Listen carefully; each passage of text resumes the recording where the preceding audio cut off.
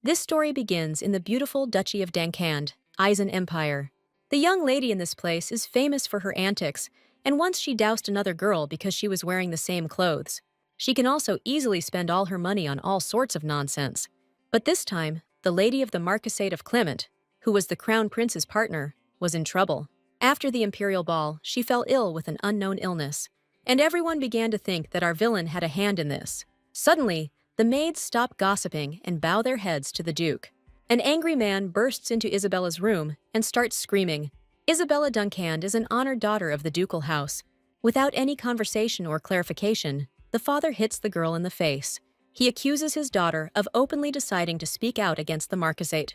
Rumors of her deeds spread throughout the capital and completely tarnished the family's honor. Until then, the Duke had let everything go for the good of her mother. But this never brought his daughter to her senses. Moreover, she begins to get angry and believes that her father does not dare to treat her like this. At that moment, in a fit of rage, the girl hits her father with all her might on the cheek. The man did not expect such a reaction and was very perplexed. All the servants in the house witnessed this incident and were very scared. But Isabella is concerned about something completely different now, and it has nothing to do with her behavior. All this time, the father holds the bruised area and cannot even say a word. And his daughter doesn't understand why her arm started to hurt after the blow. In the land of demons, there are 9 creatures known as demon lords. Each of them has its own unique and inimitable power. Among them is the Lord of Contracts, who is the master of binding agreements and oaths. The Demon King himself favors the ruler of the demonic world. It is said that she is capable of knocking down a bat in flight. However, now our heroine is experiencing bewilderment from the feeling of pain. The girl does not understand what this little man did to her and how this is possible. Isabella begins to threaten her father with death and tries to use magical powers. However, her heart is at its limit and cannot escape the demonic circle. At this moment, our heroine experiences unbearable pain in her body. She covers her mouth with her hand and cannot believe her own worthlessness. After this, drops of blood slowly begin to fall onto the floor of the room. The Duke was very afraid for his daughter and asked the servants to call a doctor. Meanwhile, Isabella cannot understand why her hands are covered in blood. After a while, the girl finds herself in bed and looks at her weak, pale little hands. She also doesn't understand where she got this thin white hair from. At this moment, one of the maids notices that the mistress is unhappy with her hairstyle. She decides to help Isabella and gathers her hair up so it doesn't get in the way.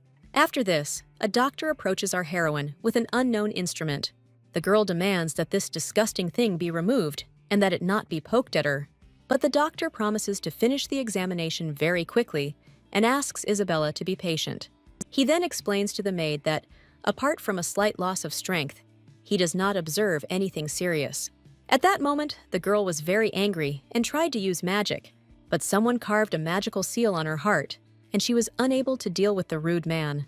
This seal is so powerful that Isabella could destroy her soul if she tried to use her powers. Our heroine understands that someone very powerful could have done this to her. Lord of Subjugation Dantalion possesses the greatest power among his kind. He always looked at the Demon Lord with irritation and could harm her. Or maybe this is the work of the Dream Lord Annette, who recently lost to a girl in a card game and gave her her villa. But if it wasn't her, then perhaps it was the Lord of Lust named Belial. Even the body our heroine finds herself in is more suited to his taste. Meanwhile, the doctor reports that Isabella has no serious health problems. Jessie's maid asks to examine the girl again, as her entire dress is covered in blood. But the doctor assures that the internal injuries will heal, and that we should be more concerned about our mental health. Having become human, the girl behaved too riskily, since she was not allowed to reveal her identity. Luckily, Isabella has been acting eccentric before, and no one pays attention to her behavior.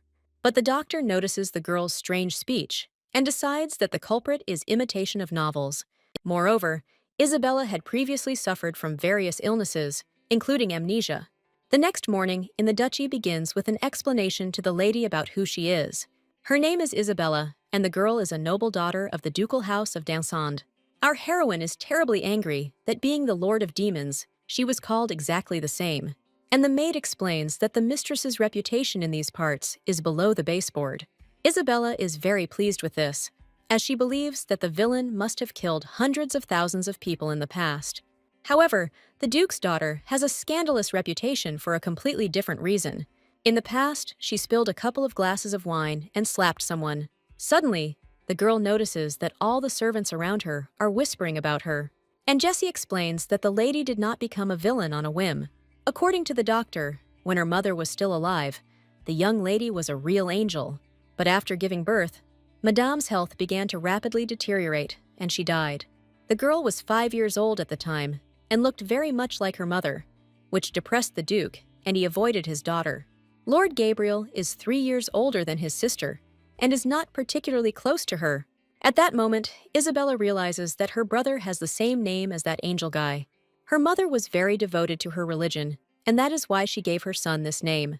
After this, the maid explains that the young lady has been in the fresh air for a long time. But suddenly, a guy approaches her, who has already heard that the girl was coughing up blood. The maid bows to the young lord, and it seems Isabella understands what kind of man he is. However, the guy starts pointing his finger at the girl and waits for her to respond. He accuses our heroine of being a malingerer and attracting attention to herself. Every day, Isabella puts on an act and pretends to be pathetic. But our heroine doesn't understand what this impudent fellow is doing and starts to get angry. The girl tried very hard to contain her anger, but this guy is crossing all boundaries. She grabs him by the lapels and tells him that he doesn't value his life at all. However, Isabella completely forgets that it is dangerous for her to use magic now. Suddenly, she feels ill again, and blood starts to spurt from her mouth. At this moment, the guy realizes that Isabella was not pretending at all. But our heroine had no plans to cough up blood again today. Meanwhile, the guy can't hide the horror from his face. And while the maid tries to somehow help her mistress, Isabella cannot believe that she has made the same mistake again. But now the young man, who had doubted the girl's illness, clearly saw her ailment. He begins to worry greatly about our heroine's health and asks where it hurts. But Isabella finds it strange that people worry even about those they don't like. The demon would never do such a thing and would only laugh at someone coughing up blood. Isabella even perked up a little, imagining the Lord in her place. Meanwhile, the guy doesn't understand the smile of the girl who doesn't pay attention to her illness. He asks her to rest and is even ready to take advantage of his position to call a priest. However, Isabella removes her hand and reports that she is not injured. After all, if people call the priest, her identity may be revealed. The guy thinks that with such a protest, the girl is just attracting attention, but she doesn't need it. She asks to just forget about her and never touch her again. These words leave the young man in shock and complete bewilderment at what is happening. After this, he explains that he should not have thought of calling a priest for such a rotten person. The guy leaves and asks not to stop him, although Isabella had no intention of doing so. Now the girl's brother has time to think everything over. He remembers his sister's condition and doesn't understand why it scared him. And Isabella thinks the guy is pathetic and decides to call him Gabby. Just think, he didn't even notice that his sister's soul had been swapped. At this moment, our heroine notices that magic is appearing on her bloody hand. Meanwhile, the doctor informs the Duke that he does not know the cause of his daughter's internal bleeding. After this news, the man smirks, as he considers it to be Isabella's trick. He doesn't know how she does it, but she plays better and better every day. However, the doctor warns that an unknown cause does not mean that the girl is faking it. But the Duke is sure that if even such a doctor could not find her, then she does not exist at all. And Vincent assures that the lady's blood was real, and that it might be necessary to ask the temple for help. But this is impossible to do, since Isabella declared herself a saint. And since then, the mere mention of her name makes the temple tremble. She's already attracted enough attention, and should be pleased with herself. After this, the Duke lets the doctor go, and thinks that his daughter is a complete disappointment. As evening approaches, the maid begins to light candles in the mansion. She lights one of them, but within seconds the fuse goes out. This seems strange to the girl, since this has happened several times already. She needs to light the candle as soon as possible and take care of the lady. But no matter how hard the maid tried, she couldn't do anything. It turns out that Isabella uses her magic specifically to be alone. After all, while the maid is trying to cope with the candle, she can think about a lot of things. Her magic now feels like a bat bite compared to how powerful she used to be. But why did she suddenly return if she had no strength at all since her rebirth? Previously, Isabella was unable to check her circle because there were many people nearby. But now she is alone, and she should take advantage of the chance. At this moment, our heroine becomes what she was when she lived in the demonic world. She sees before her a magical seal, trapping her magic and soul inside Isabella's body. And this is not an ordinary circular seal, as it is connected with a contract. This means that the contract made with the demon was confirmed. To create it, you need to have the authority of the Master of Contracts, that is, Isabella herself. After this, the parties are bound by the power of our heroine, and then the deal is considered concluded. This means that the real Isabella made a contract with a demon. Thus, the demon must fulfill the human wish. Otherwise, he will die forever. But how did our heroine end up being drawn into this contract and lost the ability to even move? Now she will have to fulfill a human wish to break the seal. All that remains is to find out what she wanted and deal with the irritation from this task. At this point, Jessie happily announces that she has finally lit all the candles. But returning to the room, she again sees that creepy smile on the lady's face. Isabella turns her head sharply towards the maid, and for a moment, she even looks frightened. However, the girl only says that she wants to see Abby and Gabby. Since her power returned immediately after meeting her brother, it is highly likely that Isabella's wish is related to her family. Our heroine already has a rough idea, and all that remains is to confirm it. All contracts with demons must be made with great care. So now Isabella demands that the maid take her to her family, and Jessie explains that at the moment, the Duke and her brother are having dinner in the dining room.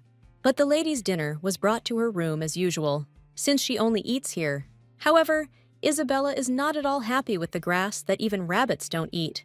So she demands that Jessie take her to the dining room immediately. Although dinner requires changing clothes, Isabella decides not to waste time on it. Who would have thought that she would so voluntarily deal with people? After all, 500 years ago, she encountered an unpleasant event. At that time, the demon lord made a contract with a knight, and after this incident, she tried to never get involved with people again. But it is very difficult for an ordinary person to live even 100 years. Therefore, there should have been no trace left of that knight within 5 centuries, and Isabella won't have to worry about suddenly meeting him. At this moment, the girl reaches the dining room and throws the door open with all her might. The Duke and his son almost choked from such surprise. Not only did Isabella appear in the dining room, but she also burst into it. After this, the men ask what exactly brought the girl here. Meanwhile, she pays attention to the meat her family eats. These impudent people only give her some grass, so Isabella demands that they give her some meat too. However, just recently, the girl went on a hunger strike, and now she bursts into the dining room in her pajamas. Suddenly, Gabby decides to stand up for her sister and demands that she give her some meat. At that very moment, he orders the chef to bring Isabella a steak of each degree of doneness. His father was even speechless from the sudden change in his son's behavior. Even Isabella doesn't understand what suddenly came over Gabby and why he took her side. And after a while, they bring her a variety of steaks that look very appetizing. Isabella immediately swings her knife to eat a piece. The blade penetrates a piece of meat and cuts it into pieces. At that moment, the girl's father and brother's eyes almost popped out of their heads. The Duke is outraged that his daughter has forgotten all her manners and eats like a savage. Apparently, she decided to attract attention to herself again and pretend to be a child. But Isabella doesn't even pay attention to her father's words. Gabby takes her side again and demands that her father stop making fun of her when she eats. This completely infuriates the Duke, since children cannot speak to him in such a tone. An argument ensues between the son and father, and Isabella realizes that the two don't get along very well. The girl doesn't know what a family is in the human world, but she certainly shouldn't look like this. It turns out that the Duke has only 2 children, and he is on bad terms with both of them. Demons born from hellfire have no biological parents, but at the same time, they have a creation that they consider their father. Isabella has only the vaguest memories of her last moments with the demon god. He was the one who taught her to do anything to achieve what she wanted, so she asked him to just give in and let himself be sealed. Now she remembers that her parenting has been a complete failure, and she says it out loud. The Duke immediately turns his attention to his daughter and does not understand what she means. The man decides to ask again, so that Isabella repeats her words again. At this point, the girl responds that her father's parenting was a complete failure. These words shock the Duke, and he even loses the power of speech. Words about how he failed everything start repeating in his head. He considers Isabella's behavior to be beyond all bounds. But Gabby asks her father to finally stop yelling and being indignant. After all, Isabella is indeed right, and the Duke never devoted his time to his children. At this moment, the man realizes that he has nothing to say in response to this. He falls into despair, and the servants try to somehow console the Lord. But Gabby is more interested in knowing since when Isabella has been eating meat. Previously, she always refused high-calorie foods. Now our heroine understands why they brought her grass for dinner. And in front of everyone in this dining room, she announces that she simply doesn't watch her figure anymore. The girl doesn't know when she will be able to return to the demon world again, so she plans to eat as long as she can. After these words, Gabby seriously begins to worry about her sister's health. He thinks that her condition is so dire that she does not have long to live. In connection with this, the guy orders to stock up on a large amount of meat in the kitchen. When Isabella first met his brother, he seemed arrogant, and now he says and does things that are very worthy of her. All this time, Gabby is worried about the fact that his sister has become very ill, and if it ever comes to killing him, she will be ready to spare him. But before that, she plans to deal with this mess of servants. Isabella plans to show them what happens when she is ignored. Taking a sharp knife from the table, she abruptly throws it at the wall and hits the servant's cheek. The wound on his face begins to bleed, and a strong fear appears in his eyes. But even her father and brother did not expect such a trick from Isabella. Meanwhile, the girl silently gets up from her chair and heads towards the servant. She pulls out a knife, which is firmly embedded in the wall near the man's head. Isabella explains that she is going to teach these impudent fellows some manners. There are only 3 ducal families in the Asian Empire, and the Danken house is one of them. He is the only one who has no pedigree and is revered as a hero. 500 years ago, one of the 5 heroes sealed the demon god and ascended to the royal throne, and the rest of the heroes were awarded high titles. But after so much time, not a drop of heroic blood remained in their descendants. In high society, there is a rule to never look down on the Danken house. But Gabby doesn't understand what's so special about these ancestors. Although, if you think about it, the Dankens are actually much more impressive, and she earned the ducal title solely by her merits. And Gabby continues to carry their name, becoming an excellent swordmaster. Even his father is an excellent swordsman, though a lousy parent. But every family has a dirty spot, and this one is no exception. So, at one of the balls, Isabella poured a glass of wine on a lady's dress. She did this only because she had the same outfit as her. Everyone was shocked after her antics with the daughter of the Count's family. Isabella is so stupid that she is only capable of throwing tantrums. That's exactly how Gabby used to think of her. But now something has changed. This time, his sister put a knife to the servants' throats, showing them her place. If this continues, her father will simply throw her out of the house. So Gabby decides to stop her sister and talk some sense into her. He asks the girl to put down her knife and apologize to the servants. However, Isabella does not understand why she would suddenly apologize, because then this waiter will never be able to learn manners. He will become arrogant and think that he can hurt her, because Gabby took his side. After this, Isabella screams and asks if she is worthy of respect, but Gabby is already too shocked to respond. Isabella is indeed right, and no aristocrat will apologize to a commoner. And given the girl's reputation, the Duke's servants will always secretly mock her. Gabby used to think that Isabella was just waiting to be thrown out of the family. She always interfered with her brother's bright future and brought shame on their home. And yet, no matter how much her reputation suffered, she was of the Danken family. If he had been on his sister's side all this time, everything would have turned out differently. This whole situation plunges the young Duke into deep thought. Meanwhile, Isabella holds a knife to the servant's throat and does not understand why her brother is silent.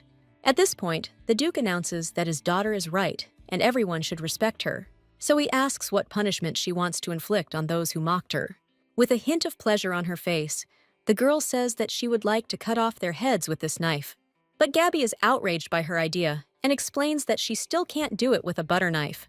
At this time, the Duke does not understand when his children managed to grow up like this.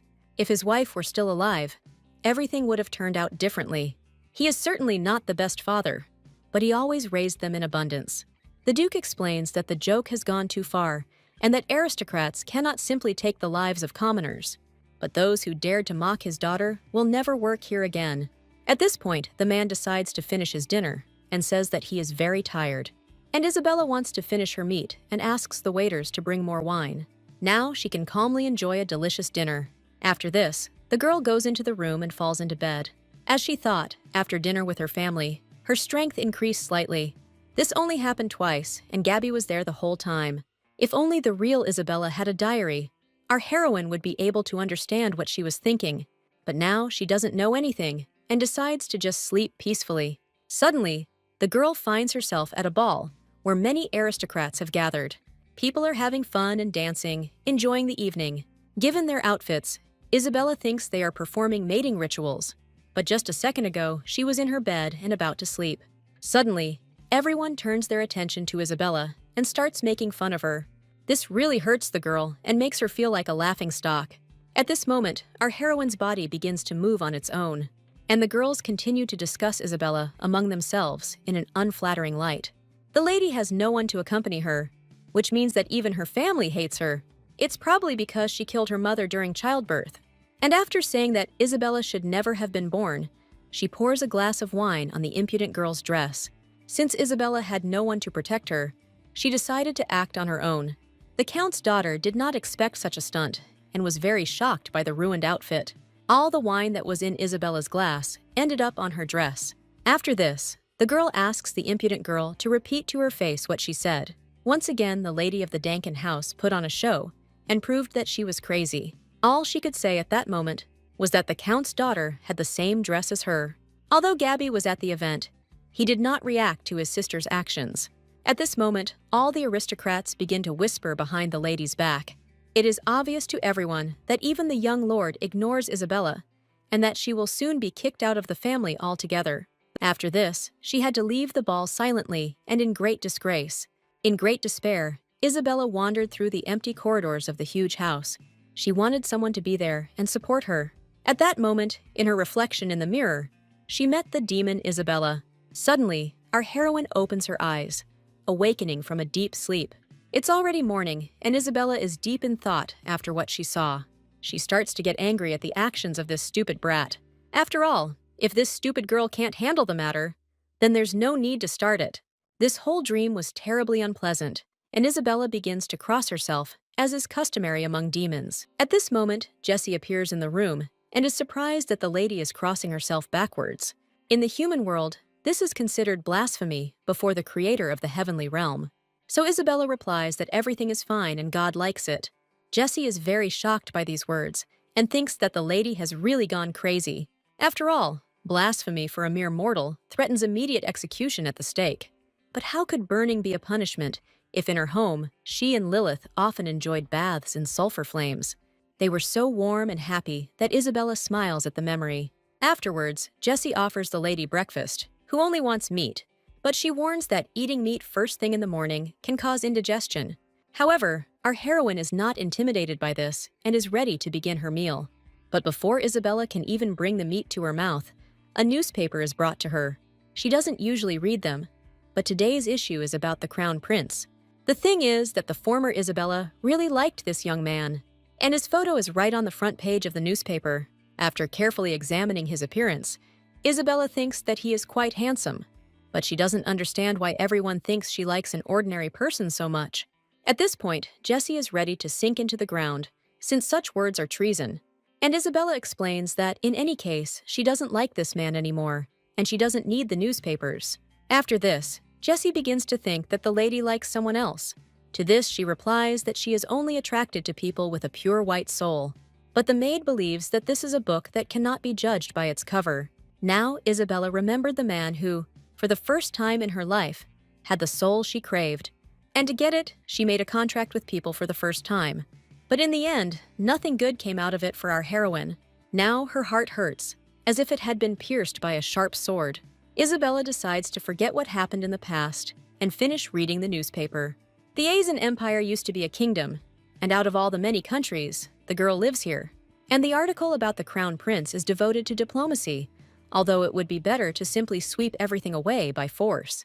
The young man who showed up at the event is Adrian Martin. Hearing this name, Isabella experiences shock, and a strong wind forms in the room. The thing is that our heroine is very familiar with this name. The pain she would rather forget appears again in her eyes. After all, Martin Zachary was her first contractor 500 years ago. His blue eyes and blonde hair made him look like a real angel. But Martin betrayed the demon Isabella and pierced her with a sword. All this means that Adrian is a descendant of that man. Isabella experiences intense horror at the realization of what is happening. In a rage, she crumples the newspaper with the image of the empire's crown prince. Jessie is deeply shocked by the lady's behavior, which can also be considered treason, but Isabella only asks the maid to get rid of this ball of paper. After this, the girl decides not to live by the events of 500 years ago. Now the most important thing for her is to use her body and fulfill Isabella's desire.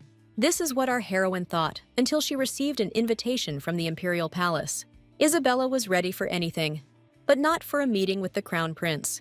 Although the girl had a bad reputation, her father still tried to ensure that she received an invitation to the ball. Despite the lady's amnesia, Jessie explains that she cannot ignore an invitation from the imperial family. For a while, our heroine must live like Isabella, and therefore she should not stand out. Last night in her dream, she saw the daughter of a simple count openly insulting her. But to not respect the duke's daughter so publicly, you need to have a good patron. To sort things out, Isabella agrees to go to the ball, and Jessie begins to panic. After all, now she is faced with the task of preparing the lady for the event in a short period of time. Isabella had already worn all the dresses in her wardrobe, and if she showed up at the ball in one of them, everyone would start gossiping. And because the lady has done a lot of bad things, she is no longer given money. Now the most powerful and richest figure in the demon world can't even afford a pair of shoes. It turns out that Isabella is completely poor, and her affairs are very bad. At this point, the girl declares that in this case, she is going to get rich. And there is only one way, which is to rob other people's wealth. After some time, Isabella gets into a carriage and goes somewhere. However, Jessie tries to dissuade the lady from the dubious trip. Although the girl was forbidden to leave the house, no one stopped her. All the servants were disciplined as they should be. None of the guards even dared to touch the lady after the attack on the waiter. Meanwhile, Jessie is trying to figure out where they are going. However, Isabella does not answer and only silently exits the carriage upon arrival. Once on the street, the maid experiences rather unpleasant feelings.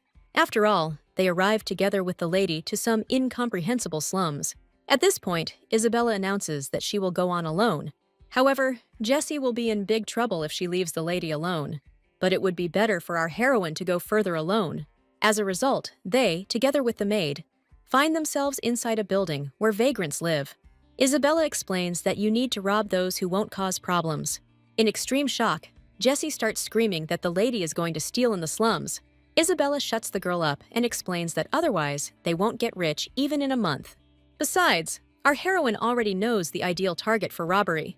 At this moment, the girl shifts her gaze and persistently searches for something. Then she takes out a fork and, taking aim, throws it sharply to the side. The device is firmly inserted into the wooden wall and catches a small mouse by the tail. At that very second, Isabella takes the animal in her arms and holds it tightly. After this, the mouse girl demands to be taken to her master. The mouse obeys the order under threat of death and leads Isabella along. Having completed its journey, the animal jumps into a hole located in the gate, and the maid is interested in how Isabella even found out about this place. But the girl does not reveal all her secrets and kicks down the door. Now the way is open, and our heroine goes inside the room. There, she attracts the attention of many men relaxing at the tables, and Isabella silently walks further and approaches the bartender with scars on his face. The man immediately understands that this girl does not live in the slums. To this, Isabella replies that she doesn't need anything from a rat like him, and she is here only to meet the master. Isabella demands to be taken to him, and this conversation attracts all the visitors. After this, the bartender asks to follow him, as the master is in the basement. The girl follows the man and asks Jessie to stay put. The maid is very worried and asks the lady to come back quickly.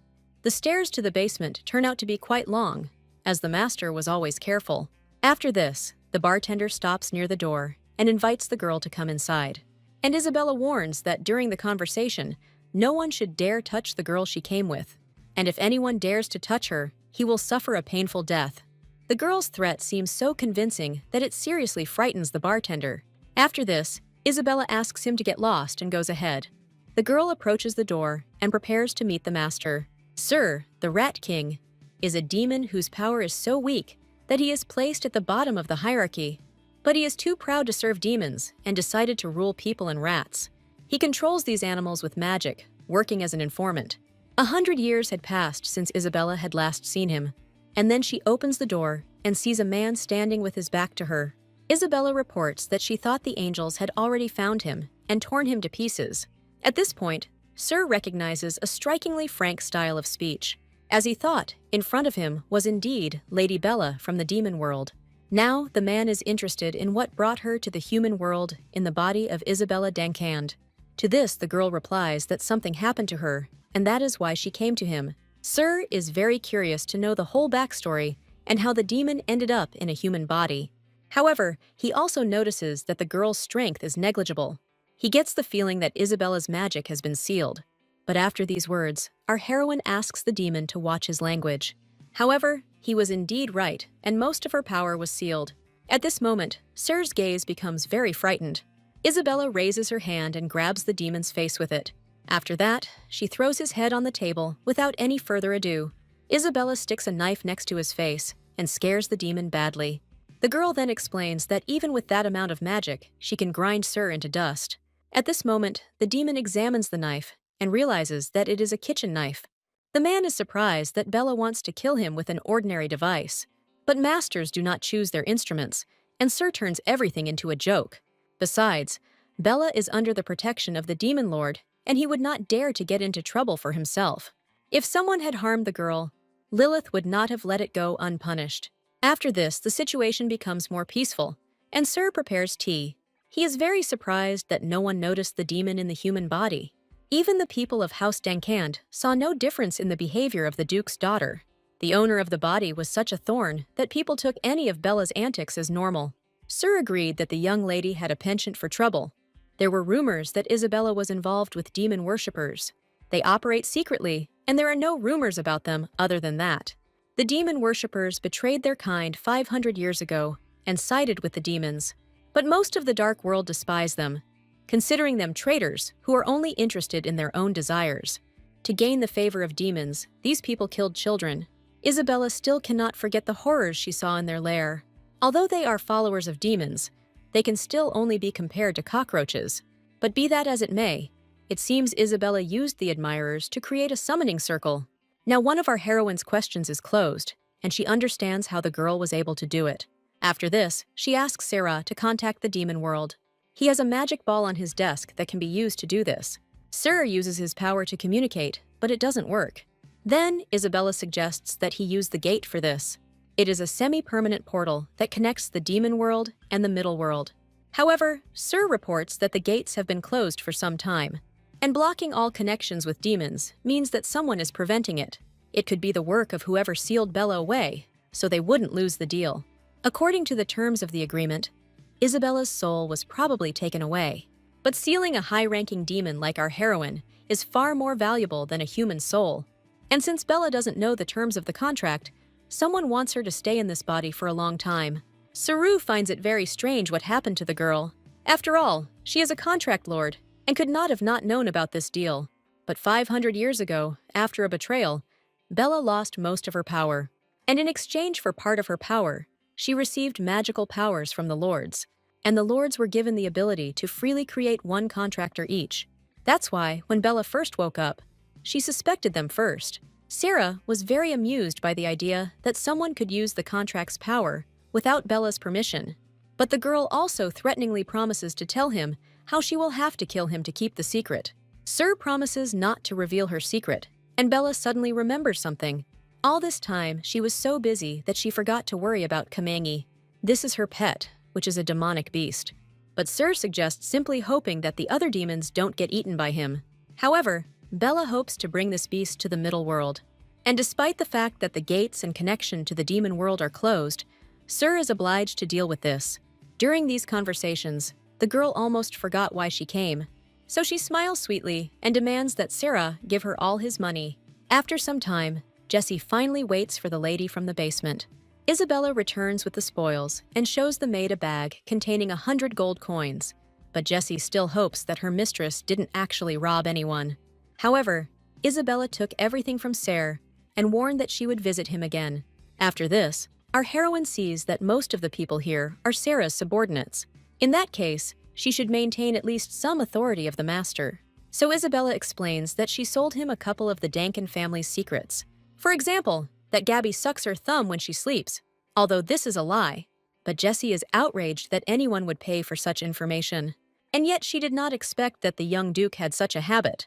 And Isabella announces that it is now time for them to head to their next destination. After all, someone like her shouldn't have to settle for just 100 gold coins. She promises Jessie that she will multiply this money 20-fold. And the girls' next stop will be a casino where they can win. However, the maid hoped that the lady was able to earn money honestly. She promises that if Isabella enters the gambling hall, she will tell the Duke everything. But our heroine is not afraid of this, and the girl suggests doing it right now.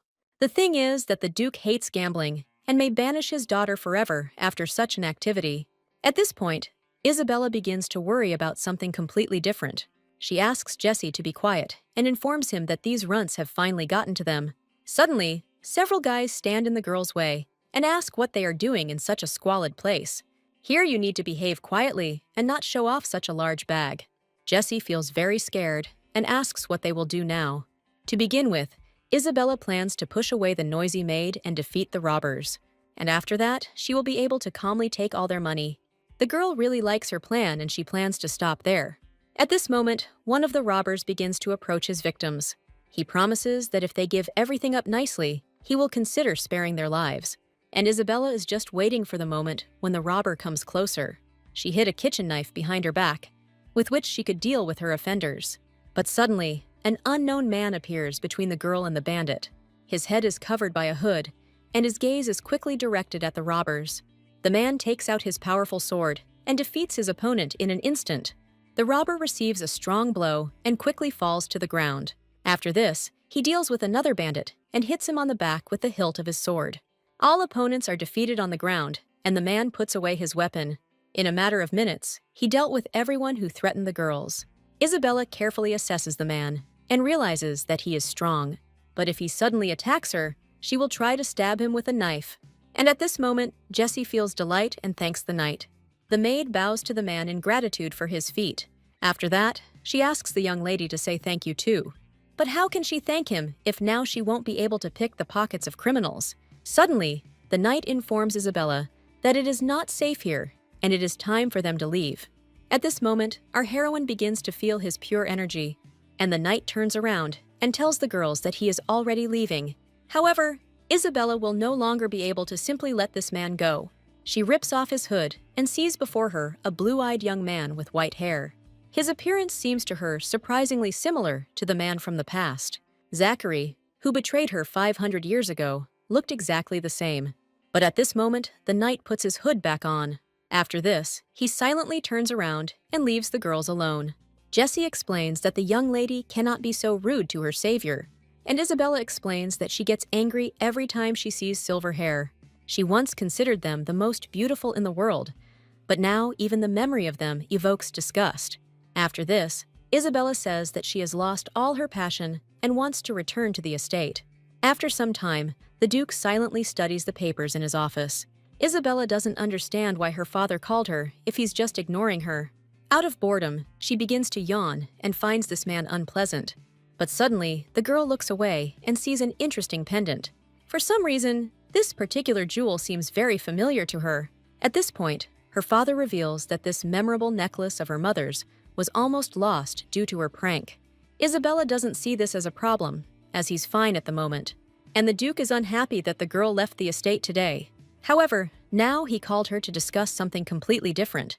Isabella received an invitation to the ball, thanks to the generosity of the Marquis Clement. It is obvious that this is the family that Isabella tried to poison. Therefore, the Duke asks his daughter to apologize to the Marquise after the ball. But our heroine is not sure whether Isabella was initially guilty. Having entered this body, the girl first assessed her surroundings, which consisted of one maid. However, Jessie was gone for a long time, and Isabella could not get money for poison. At this point, the father announces that the lady must also hand over the documents for the diamond mine. This news provokes Isabella, and she is ready to apologize right now.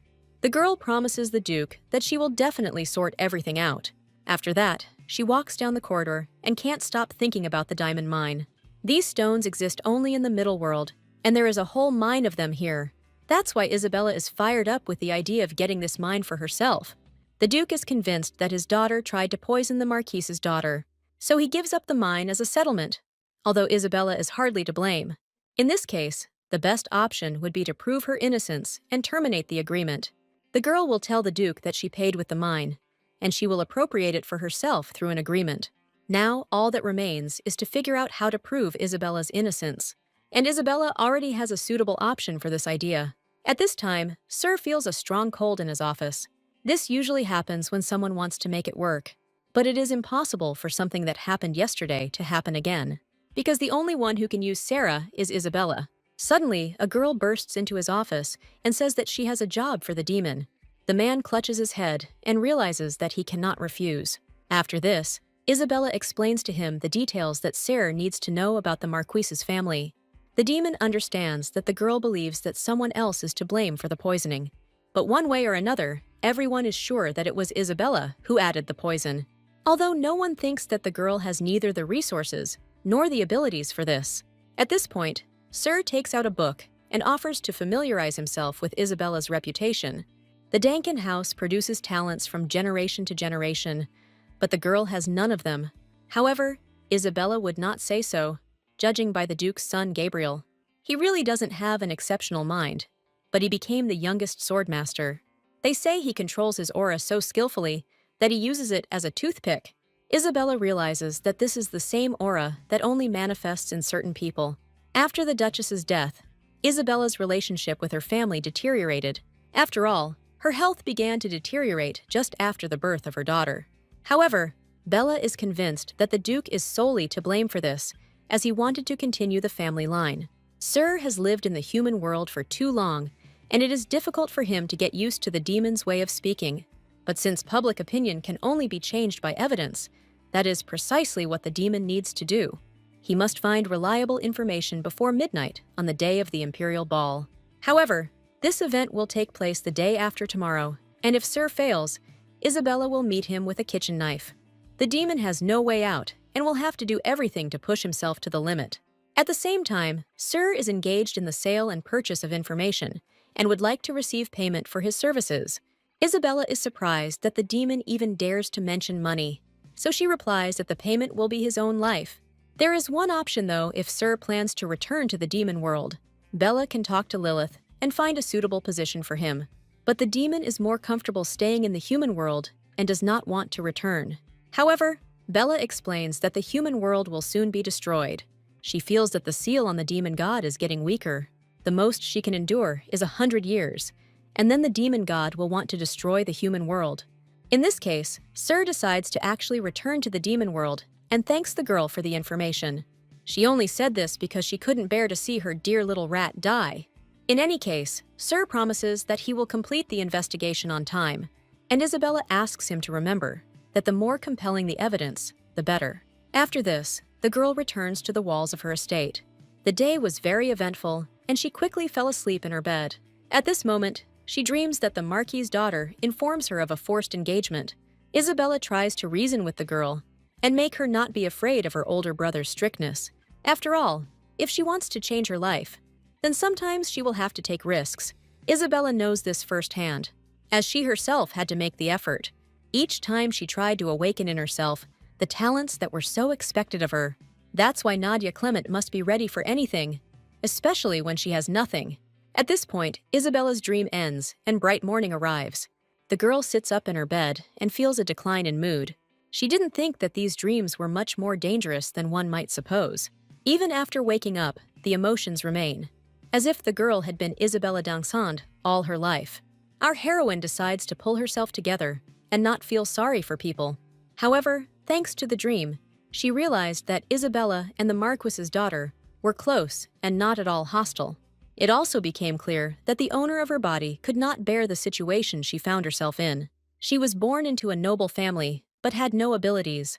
At this moment, Jessie enters the room and interrupts the girl's thoughts. She brought breakfast for the lady and decorated the table with healthy food. But Isabella is furious that the maid did not bring her any meat, and Jessie explains that it has to do with the Imperial Ball that will take place tomorrow evening. To ensure a dress fits well, it is important for a lady to stick to a diet. And no matter how much Isabella screams, Jessie is not going to follow her lead. After all, she is ready to do everything to ensure that the lady shines brighter than anyone else at this ball. Jessie says she will prepare a massage, baths, and brush her hair for the lady. Although Isabella is not happy about this, the maid asks her to trust her. She takes her mistress's hand and promises to prepare her for the main event. But Isabella has this ominous feeling inside, like a lot of trouble is coming.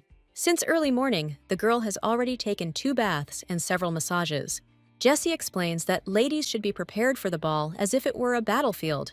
Words will be used as weapons, deciding the outcome of the battle. And the reward will be an improvement in Isabella's reputation and interest from gentlemen. After all, one day a young lady will have to get married, and at a ball she can meet a suitable partner. But Isabella will do everything possible to avoid attracting attention. After this, Jessie explains that they won't have time to buy a new dress and will have to go in what they have. But she will style the lady's hair beautifully and let her choose the jewelry. Although Isabella is not particularly interested in clothes, she certainly knows her stuff when it comes to jewelry. But despite the Duke having diamond mines, Isabella's jewelry turns out to be very modest. The girl is even surprised that the real owner of her body was called a luxury-addicted villain. The contents of the box do not at all correspond to the rumors about the Duke's daughter. After this, Isabella thinks and realizes that something is wrong here. By the beginning of the evening, Gabriel is already waiting for his sister at the entrance to the house. Time is running out, and Isabella doesn't even think about showing up. Suddenly, the girl finally comes down to the carriage in her ball gown. For this, she chose a bright red dress and used fur. But instead of compliments, the girl heard only her brother's sighs. Gabby wonders what Isabella was doing that took so long. The girl explains that Jessie tried very hard to dress her up. And Gabriel just jokes and says that even so, Isabella remains herself. But the girl decided not to give in to provocations today and decides to praise her brother. She feigns genuine astonishment and screams loudly. The girl then says that Gabby looks very beautiful today. The young man experiences strange feelings and asks not to say strange things. But Isabella continues to praise his outfit and unsurpassed beauty. After some time, the girl and her brother go to the ball in their carriage. However, our heroine does not understand why she should go with Gabby, and her brother explains that with such a character and an ugly face, his sister must at least have a kind soul. After these words, Isabella can barely restrain herself from breaking down. But she continues to not give up and says that Gabby has a sweet face, but a prickly heart. At this moment, the young man becomes embarrassed and thinks that his sister has gone crazy. Isabella is very surprised, as Belial said that people like such compliments, and Gabby explains that his sister should work on her manner of speech. It's one thing at home, but at a ball, you should be polite to everyone. After all, the royal family will be there, and the girl's tone sounds very rude. Bella used to speak politely to Lilith and other monarchs. People do have strange rules, but you can treat those below you however you want. After this, Isabella decides to find out who will be higher in status than her at this ball so that she can address them politely. After all, insulting the royal dynasty can lead to imprisonment. After some time, Isabella and Gabby finally find themselves at the ball. This time, they come to the event together and walk one after another. Isabella's appearance does not go unnoticed among the aristocrats. And to our heroine, they all resemble pompous peacocks. Apparently, this is a great place to breed. Just like in her dreams, the girl hasn't eaten properly all day and decides to take some food. All this time, Gabby has been following her trail, and this is making Isabella extremely nervous. She believes that her brother is worried about her, and he is trying his best to refute this. After all, if his sister does something wrong, the ducal family will have to clean it up. But Isabella assures that there is no need to worry, as today she has decided to lose. Jessie said that the ball was a battlefield, and the girl did not intend to take part in it. However, Gabby understands that it is not even he who is cleaning up his sister's troubles, but their father. Therefore, he suggests that the girl hit anyone who starts arguing with her. But Isabella understands that at this rate, Gabriel would be out of the game right at the gates of the mansion. Suddenly, a trumpet sounds, and the arrival of the emperor and the crown prince is announced. Gabriel and his sister wait with bated breath for the appearance of such high-ranking persons. Finally, the emperor enters the hall with his son, and Isabella cannot take her eyes off them. To the girl's surprise, the crown prince's hair color turns out to be dark, but she expected to see the emperor's hair as silver. However, this is precisely what makes her want to set something on fire here. Gabriel notices his sister's interest and points out that people without friends are left to drink alone in a corner. But the man did not notice that he himself was in the same position and drinking wine. He tries to justify himself and says that he has a lot of friends, but no one has ever talked to him. In this case, Gabby asks the girl to wait for him while he brings his friends. The young man begins to walk among the crowd of people and look for at least someone familiar, and Isabella watches her brother closely and considers him a fool. However, now her attention is drawn to something completely different. From the very beginning, something has been bothering her very much about this ball. She seems to sense some familiar aura from this crown prince. Together with the lady dancing with him, they seem like the perfect couple to everyone. Isabella hears these words and does not agree with such arguments at all. The girl encounters a crowd of aristocrats who clearly have their eyes trained on her, and it is obvious that talking to them will not lead to anything good. After this, Isabella looks once again at the prince and his couple, who are the subject of so much discussion today. But no matter how perfect a couple they may seem, the lady looks quite unhappy. How can you be so blind and not notice the gloom on the faces of these people? The girls are outraged by this answer and decide to strike back. One of the ladies comments that Isabella's dress looks plain and like a wildflower from the roadside. At this moment, our heroine realizes that this is the war that Jessie was talking about. But the girl decides to respond with a compliment and says that this lady looks like a creature in the moment of mating. The aristocrat clearly did not expect such an insult directed at her. The girl almost faints right there in the ballroom after hearing this. But Isabella has no idea that her strong compliment was actually an insult. Suddenly, Gabby appears from behind and admires her sister's actions. He came to see if Isabella was being humiliated, but he himself was shocked. She dealt with this upstart so skillfully that she had no words to respond. Gabby praises her sister, who still doesn't understand anything. The young man decides to explain that Isabella won this duel. After this, the crowd of nasty aristocrats decides to retreat, and Isabella reminds her brother that he was going to meet his friends. But he explains that his friend didn't come today, and the girl pretends to believe him. However, Gabby notices that his sister is constantly staring at something. He looks in the same direction and notices the crown prince there with his bride. The young man decides to close the girl's eyes so that she doesn't stare so intently. But all this time, Isabella cannot understand why the prince's aura is so familiar to her. After all, he is just a man, and the girl decides to touch him to check everything. However, Gabby explains that such an act cannot be bought off with money. If our heroine's strength was in order, she could check everything without touching, and now she will have to do it, despite the dire consequences. After this, Isabella confidently and persistently walks towards the crown prince. The young man notices the girl's intent gaze on him and becomes a little scared. The girl understands that it is difficult to get closer to the prince in a natural way, especially after he became wary at the sight of Isabella. So our heroine decides to invite the crown prince to dance. But everyone around perceived this gesture as outrageous and madness.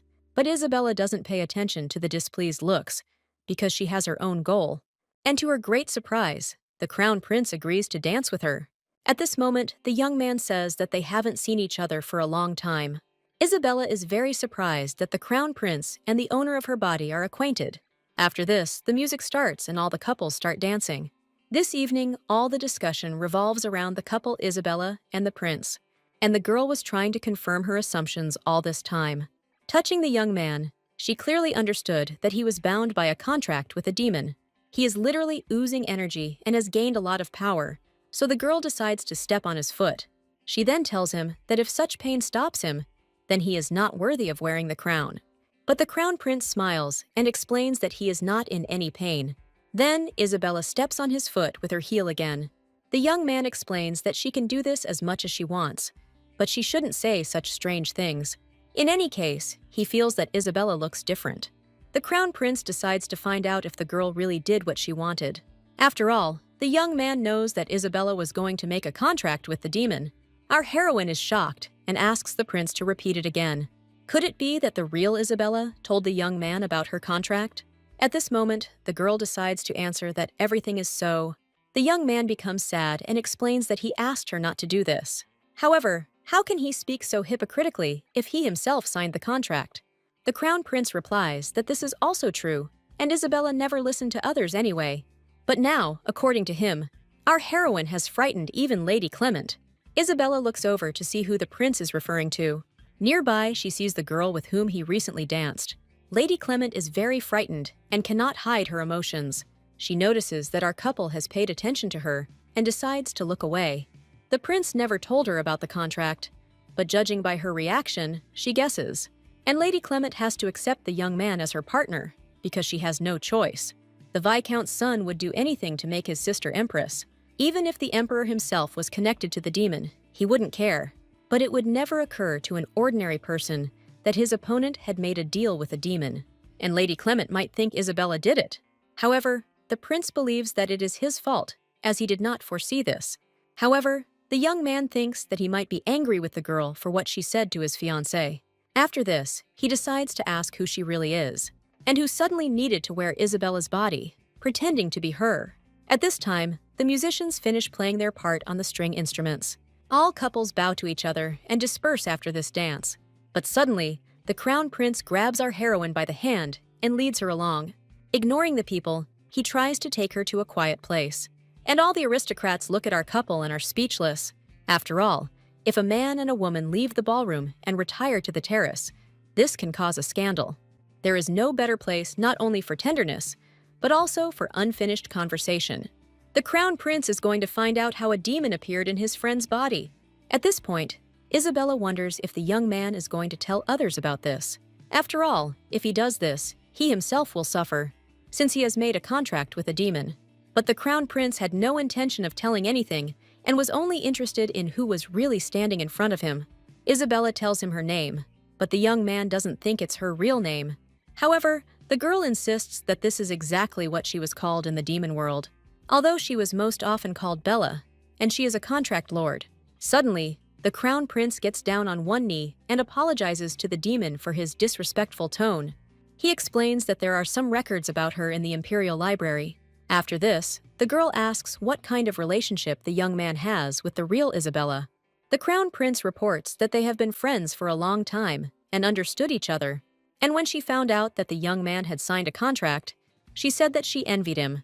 But what is there to envy if in such deals the person always loses? However, if the crown prince had been afraid of death, he would never have entered into the agreement. He hoped that Isabella would never do something like this. But he was wrong. And the girl at this moment explains that it was not she who signed the contract with Isabella. After this, she tells the prince the whole story of what happened to her. And the return of the real Isabella depends on what contract she signed. If the power of the contract is enough to seal it inside the body, then the chances of its return are practically zero. The crown prince cannot even guess the true content of the contract, but promises to provide any assistance. After all, if Bella is the result of his friend's will, then helping her is the only reason to find peace. The girl understands that she has no reason to refuse such help. However, she is also curious about which demon the crown prince made a pact with. After this, the young man honestly admits with whom he signed the contract. Sometime later, Isabella finds herself at her estate after the ball. Jessie offers the lady to close the window, but she refuses her help. Isabella sends the maid to work, and she is a little upset because she refuses her help. But our heroine is now preoccupied with her last conversation with the prince. After all, he told her that the demon he had made a contract with was named Dantalion. Isabella never thought she would hear the name of the Lord of Submission again. But what is Dantalion planning in the middle world, since he has made a contract with the crown prince of the empire? At this moment, Isabella sees a little mouse outside her window. After this, she turns her head and checks the time. There were only a few minutes left until midnight, and Sir barely made it in time with the information. The rat lord whined a lot, but in the end, he did his job perfectly. And as soon as dawn came, Isabella immediately went to the mine. However, her brother Gabby, whom she had not invited at all, decided to join her.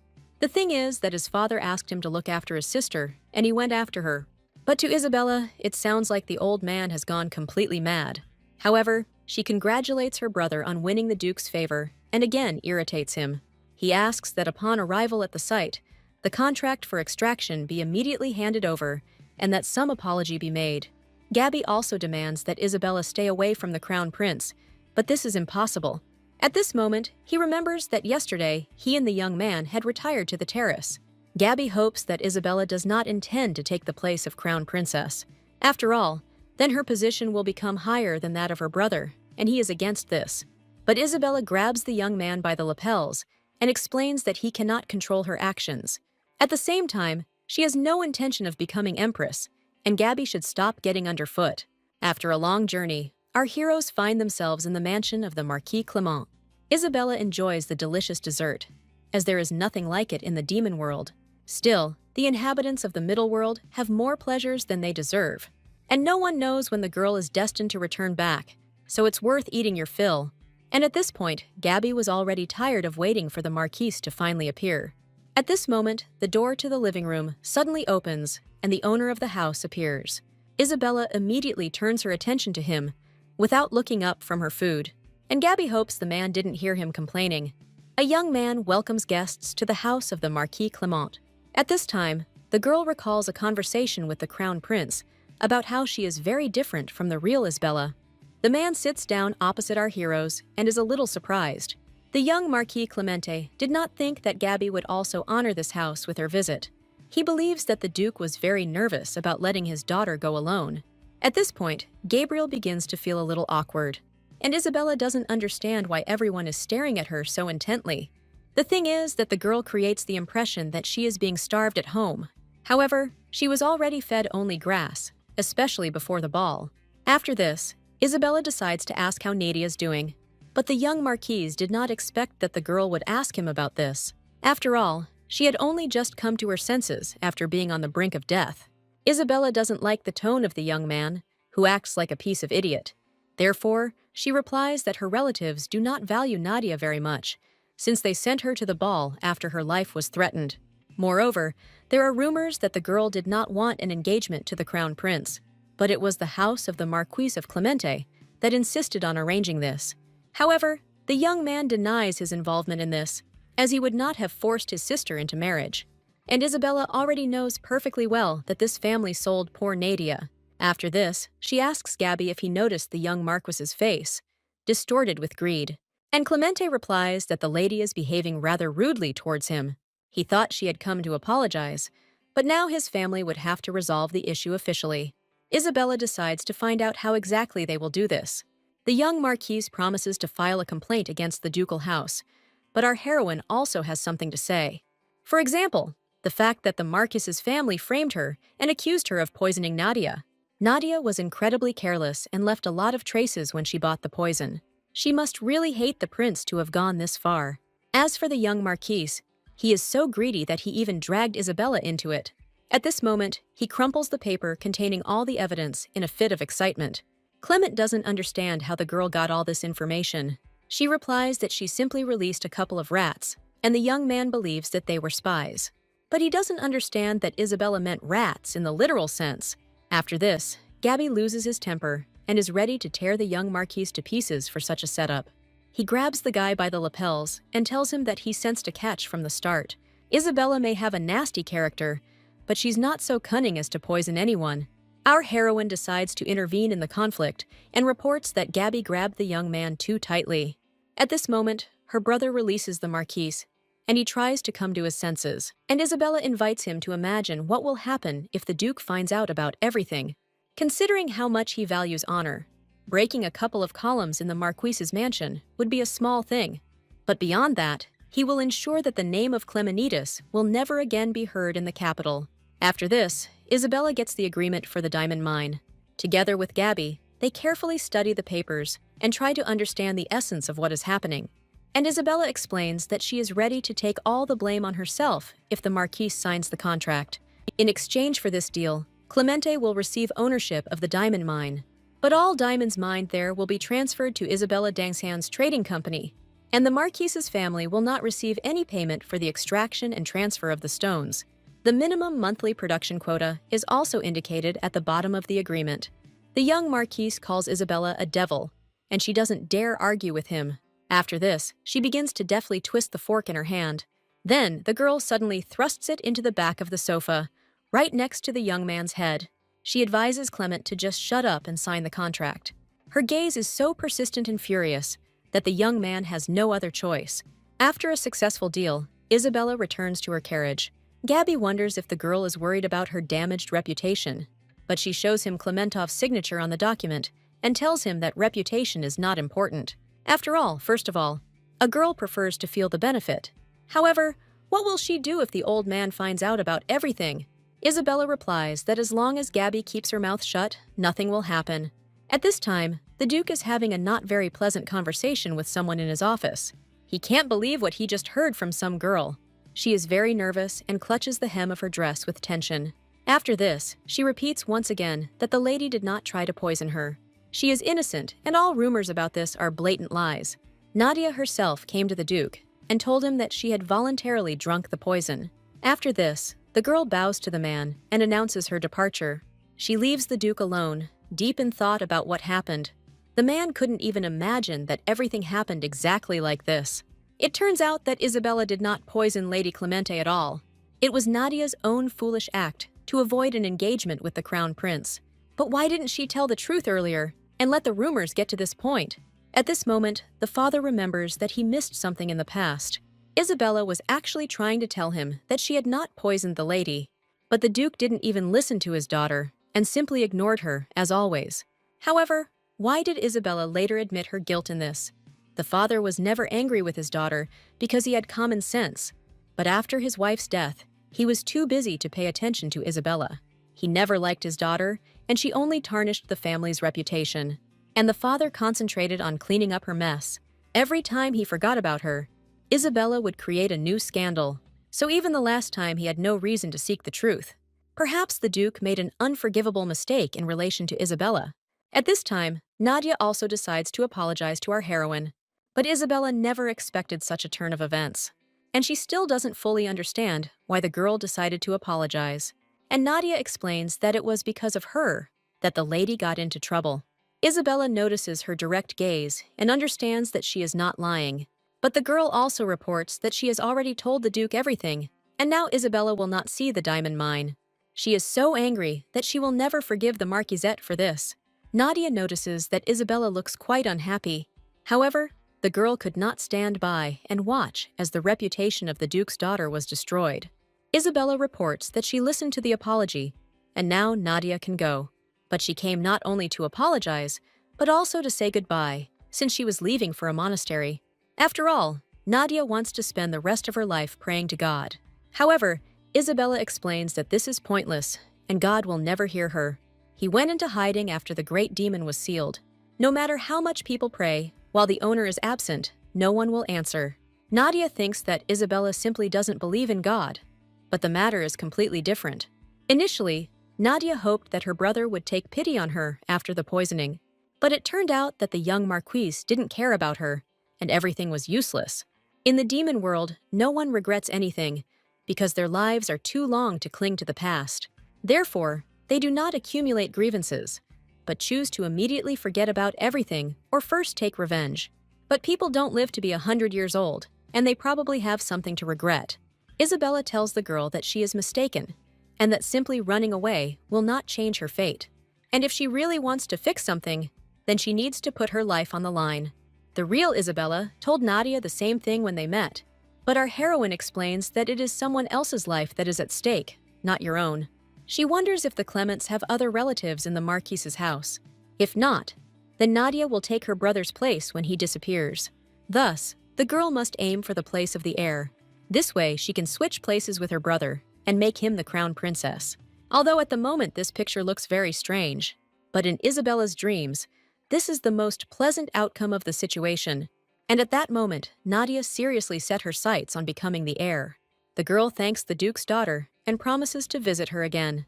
She also reports that Isabella has changed a lot since their last meeting. Previously, the lady advised her to risk her life if she wanted to change something. At that time, she was seriously worried that she would have to do something extreme. But now, Isabella has said to risk someone else's life, and that changes things completely. Nadia blossoms at the idea and promises to meet the lady again soon. And Isabella now sees what a strange person the Marquise's daughter is. After this, Jessie appears and tells the lady urgent news.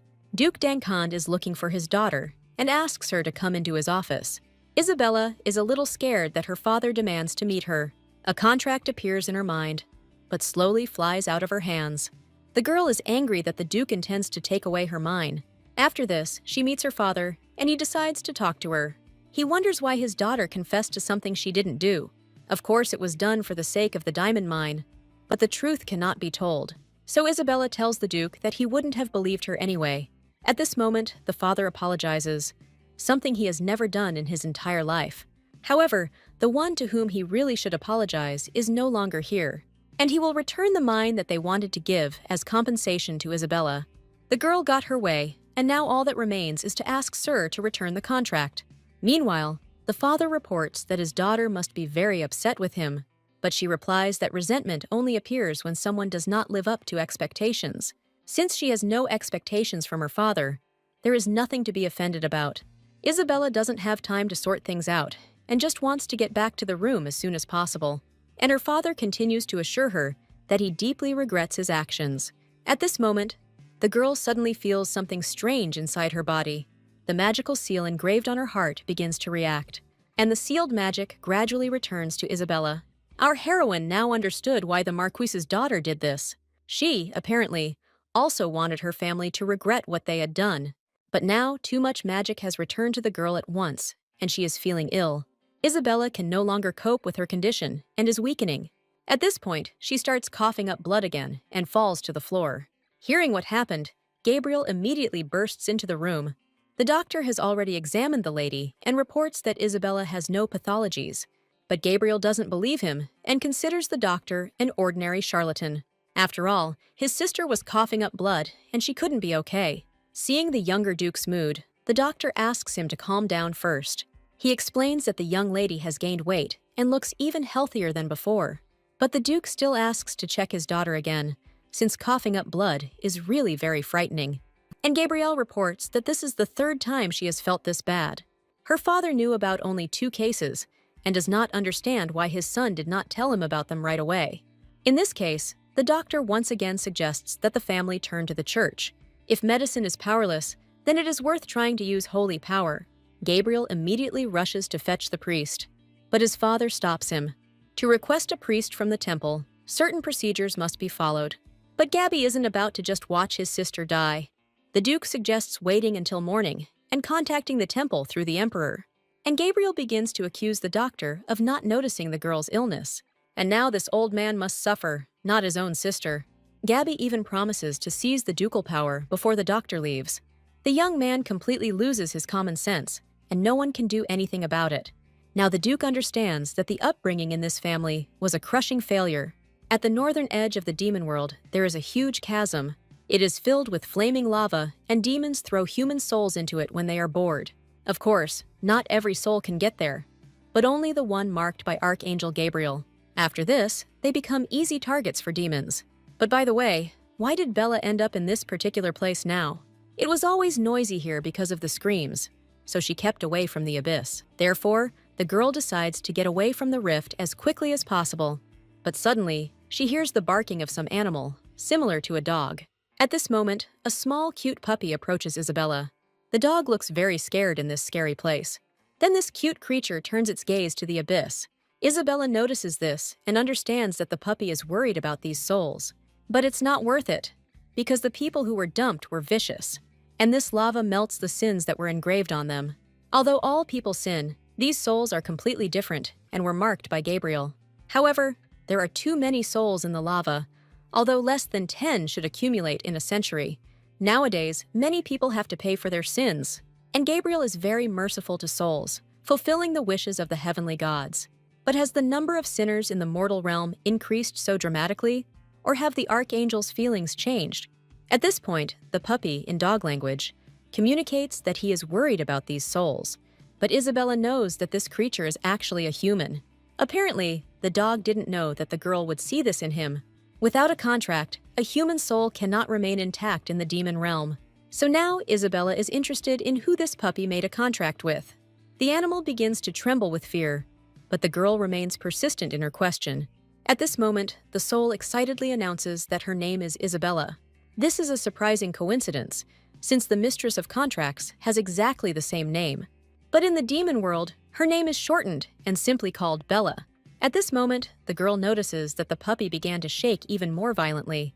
She promises not to harm the contractor just because they have the same name. But this will only last as long as this soul does not threaten her. At this moment, Isabella begins to experience a strange feeling of déjà vu. She gets the feeling that she has suffered because of another demon's contract before. Suddenly, everything in her eyes begins to blur and disappear. Isabella wakes up to see a worried Jesse's face in front of her. She opens her eyes and still cannot comprehend what is happening. She still can't shake that strange feeling after the demon world.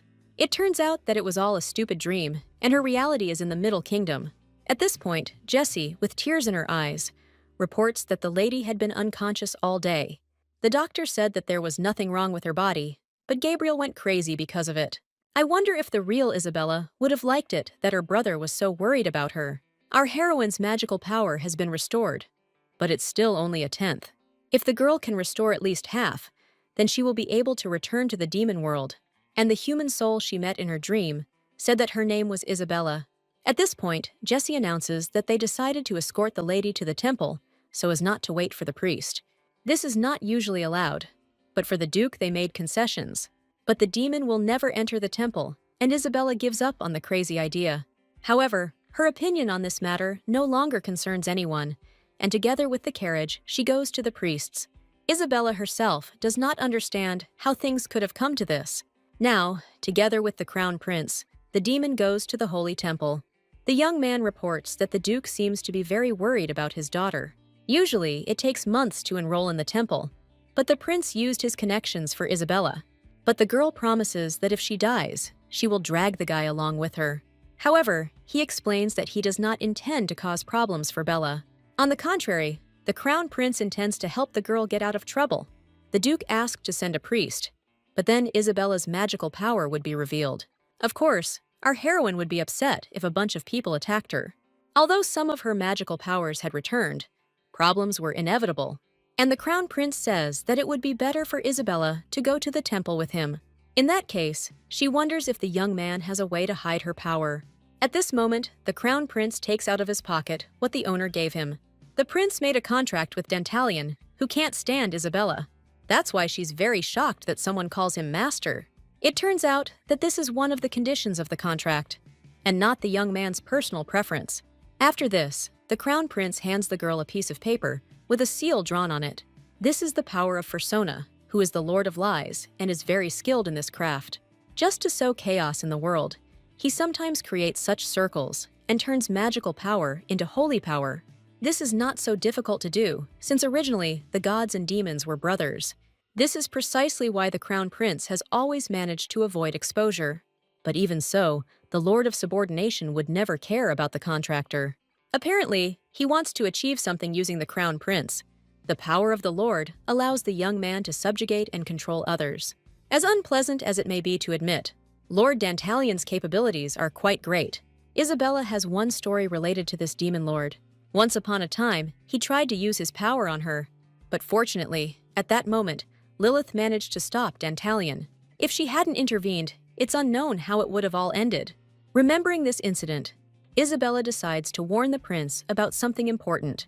The girl forbids him to use the power of submission in her presence, and if he disobeys her, then the prince will face inevitable death at the hands of our heroine.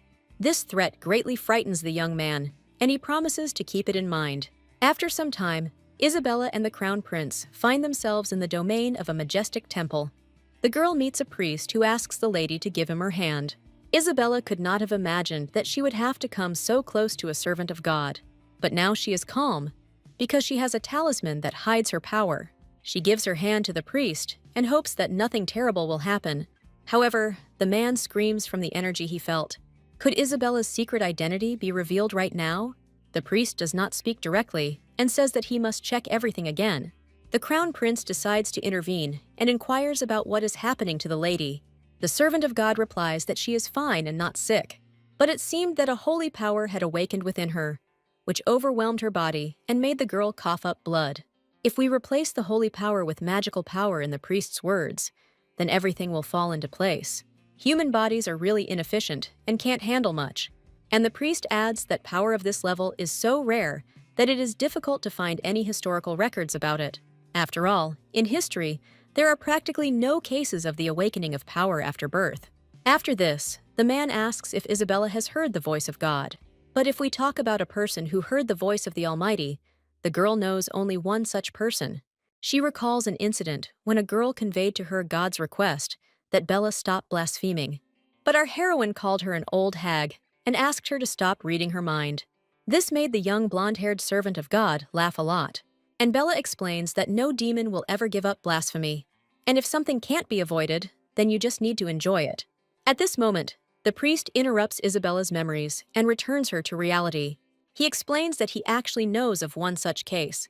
500 years ago, Lady Daphne, who was an aristocrat, suddenly awakened a holy power.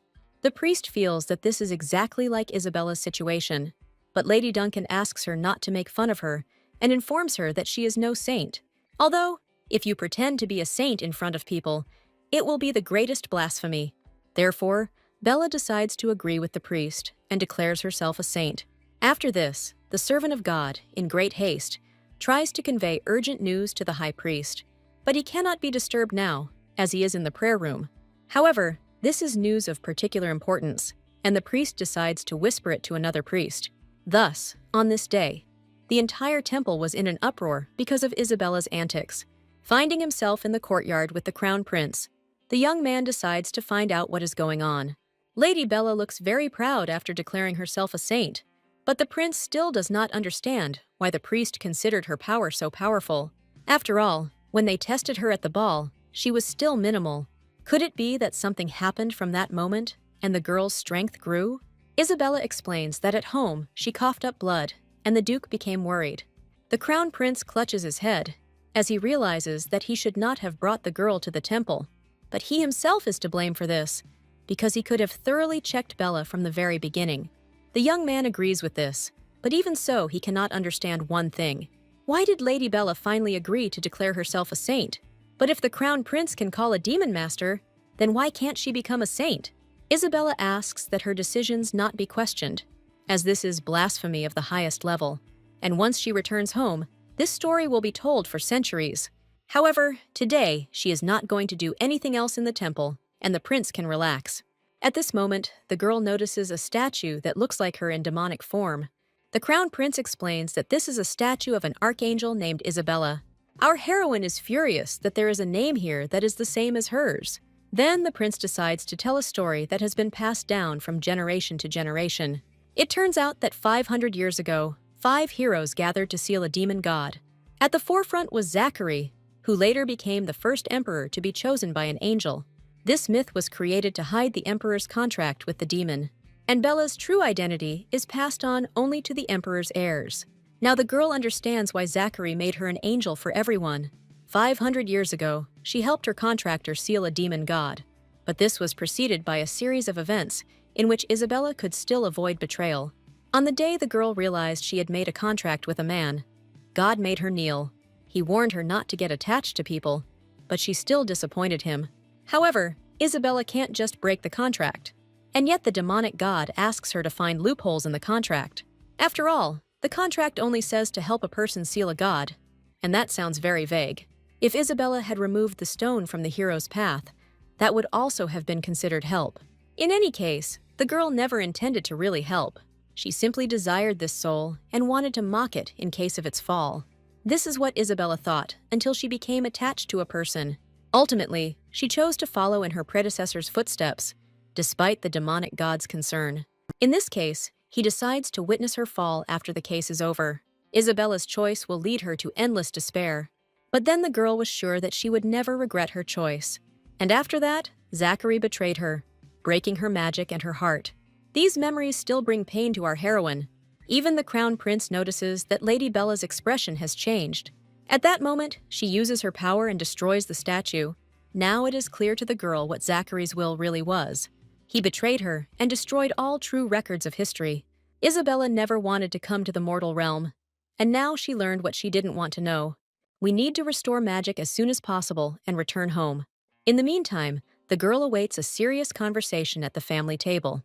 Gabby can't believe that holy power has awakened in his sister, but in reality, the temple decided to give the girl only the title of candidate. The saint's place will remain free until the priests have checked many things.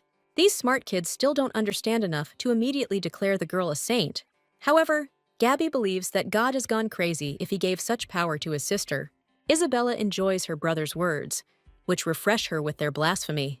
And Gabriel calls his father an old man, and his sister even feels sorry that with such talent, the young man is not a demon. After this, he remembers that Isabella also used to call herself a saint on every corner. No one believed her then, but it was obvious that his sister wasn't pretending. Now it is clear why the priests did not make Isabella a saint right away. But did the girl really want to attract the family's attention with her obvious lie? Whatever the reason, such a little prank was stupid. Meanwhile, Gabby and her father stared intently at our heroine. In fact, they thought the girl was lying, and she didn't even have the strength then. The father suggests that the girl had a revelation first, but Gabby disagrees. The Duke must speak for himself and not drag his son into the fact that he did not believe his sister. However, the truth is that Gabby also doubted Isabella's words.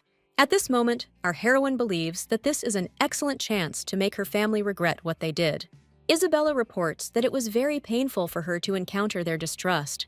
After all, even if the whole world throws stones at her, her family should be on her side. But the reality turned out to be completely different, and no one believed the girl. Suddenly, Isabella feels the amount of returning magic begin to increase. Now it's clear that this only works after her family starts to regret something. After this, Isabella asks her brother to give her his food, which he did not touch. And now all the conversations in the church revolve around the new saint. Yesterday there was already a night meeting regarding this lady. The high priest informs her that her power awakened late, and she cannot be a saint. But the surest way to check everything is to get an answer from Lord Gabriel. Angels can appear to people only once a year, and there are still 9 months to wait. Before that time, our heroine needs to regain her strength and return home. And yet, our heroine doesn't like the way the high priest looks at her. People who act kindly and hide their contempt are the worst of the worst. At this point, the high priest invites the lady to prove her strength herself, without waiting for the archangel. But she says that they must prove that they are ready to serve under her command. The high priest is tense at this tone and explains that the girl does not understand her role at all. However, no one knows more about the saint than our heroine. After all, she personally knew a girl who held such a title. To prove her power to everyone, she simply staged a scene in the temple and was immediately recognized as a saint. Lady Daphne was a truly compassionate woman and never abused her abilities. In the end, Isabella decides to give up and asks what proof the priests need. The men exchange glances and give each other the go-ahead to voice their demands. After this, the high priest says that it would be better if Isabella summons the divine beast. He disappeared 500 years ago after the death of the Holy Lady Daphne. Isabella remembers that bird, which was not divine at all and was the guardian of the mortal realm. People thought so only because this beast always followed Daphne. The high priest decides to break Bella's silence and reveals that she knows nothing about this beast. The divine bird was sent to the human world to protect them from demons. In appearance, it resembles a wolf, and its fur should shine bright silver. But for some reason, according to the description, this animal looks like Isabella's Kamangi. About 300 years ago, she found a monster cub on her territory. At that time, a battle between demonic creatures broke out at this place. But judging by the scale of the massacre, it was a one-sided massacre. And suddenly, Isabella's attention was drawn to the quiet cry of a small animal. Apparently, this baby monster was also drawn into the battle. Bella grabbed the beast by the scruff of the neck, which only spoke the word Kamangi. The girl was impressed by the baby's unusual cry, but now she is more concerned about who caused this mess. After all, they must pay for what they did on its territory. Isabella notices that the little animal is trembling and decides to hug it to her chest. She promises that as soon as she finds the ringleaders, she will immediately tear them to pieces. And that day, our heroine took Kamangi with her to the castle and healed his wounds. Remembering this, Isabella begins to miss her beast. But if she could pretend to be a saint, then why couldn't Kamangi become a divine beast? While the high priest waits for the girl's answer, she has already thought everything through. Therefore, Isabella promises that she will bring this beast to the priests. Her confidence even sent goosebumps down the skin of the god's servants. After such an unpleasant conversation, it's time for some dessert. To create that crispy crust, the sugar was caramelized. Isabella is delighted with the desserts of the Middle East, as she would never find them at home. But the crown prince explains that now is not the best time to talk about crème brûlée. In this case, Isabella does not understand why the young man invited her to his place. It turns out that the temple is currently in turmoil, because the girl agreed to bring the divine beast. But the priests themselves asked her to summon the animal, and Isabella only agreed. However, the temple was only trying to put the girl in a difficult position. Moreover, our heroine has no idea how to summon a divine beast. Isabella finds it strange that the crown prince is so worried about her. At first, he disguised her magic as holy power to hide her demonic identity. The young man then pulled Bella out of the temple and is now worried about the divine beast. Even if this body belonged to his girlfriend, he is interfering too much. At this moment, the crown prince feels a sense of excitement and understands that he must tell the truth. The thing is that once he looks at a lady, he cannot look away and always wants to be close. He also thinks that Isabella might do something wrong again. But in any case, the girl keeps Contractor Dantalion close by, and this only plays into her hands. The crown prince notices Bella reading the sacred scripture she stole from the temple. However, they are all full of lies and are hardly worth opening at all. Believers who serve the Almighty are expected to meet him in heaven after death. Complete nonsense that people came up with and made others believe in it. Except in special cases, human death ends with the disappearance of the soul. Isabella decides to find out why people expect to see the Almighty, who has been gone for 500 years. They reject demons as evil, but fabricate lies as if they were demons themselves. At this point, the crown prince can no longer withstand the flow of information. He is surprised that the information about the divine beast is actually a lie. The hero squad believed that the beast's name lacked dignity, although it was an ordinary animal from the Middle Kingdom. As a result, the simple name Fluffy turned into a divine bird. The crown prince is shocked that the legendary beast in whose honor the festivals are held had such a name. Isabella remembers that very place in front of the Sylvester Forest, in the very north of the continent. She went there with the heroes and was attracted by a strange sound in the bushes. At that moment, an unusual animal with silver fur came out to her. He looked like a huge dog with angel wings on his back. The beast then found it strange that there was a demon among people. However, the most important thing for him was to convey important information to people. His name is Nigel, and he has come to join the journey and stop the demon god. But people do not understand divine speech and cannot use it without special power. However, Isabella does not feel such power from this beast, which seems to have been simply trained by someone. That's why she doesn't mince words and responds rudely to Nigel. In such an angry mood, Bella tells the people that this animal's name is Fluffy and he wants to go with them. To spite the animal, she also adds that he really likes it when his tail is stroked. If you think about it, it was probably because of Bella that he was called the divine beast. However, the crown prince cannot understand why the lady calls the animal a bird. It turns out he actually did have wings when she first saw him, but those angel wings were so annoying that she took them off. Initially, Bella was going to cut them off, but Fluffy said that he could just hide them. However, judging by the prince's expression, he clearly imagined a more terrible picture. In any case, there is no need to worry about the divine beast anymore, because instead of Pushka, Bella is going to summon Kamangi into this world. The crown prince clutches his head, as this plan is a complete lie.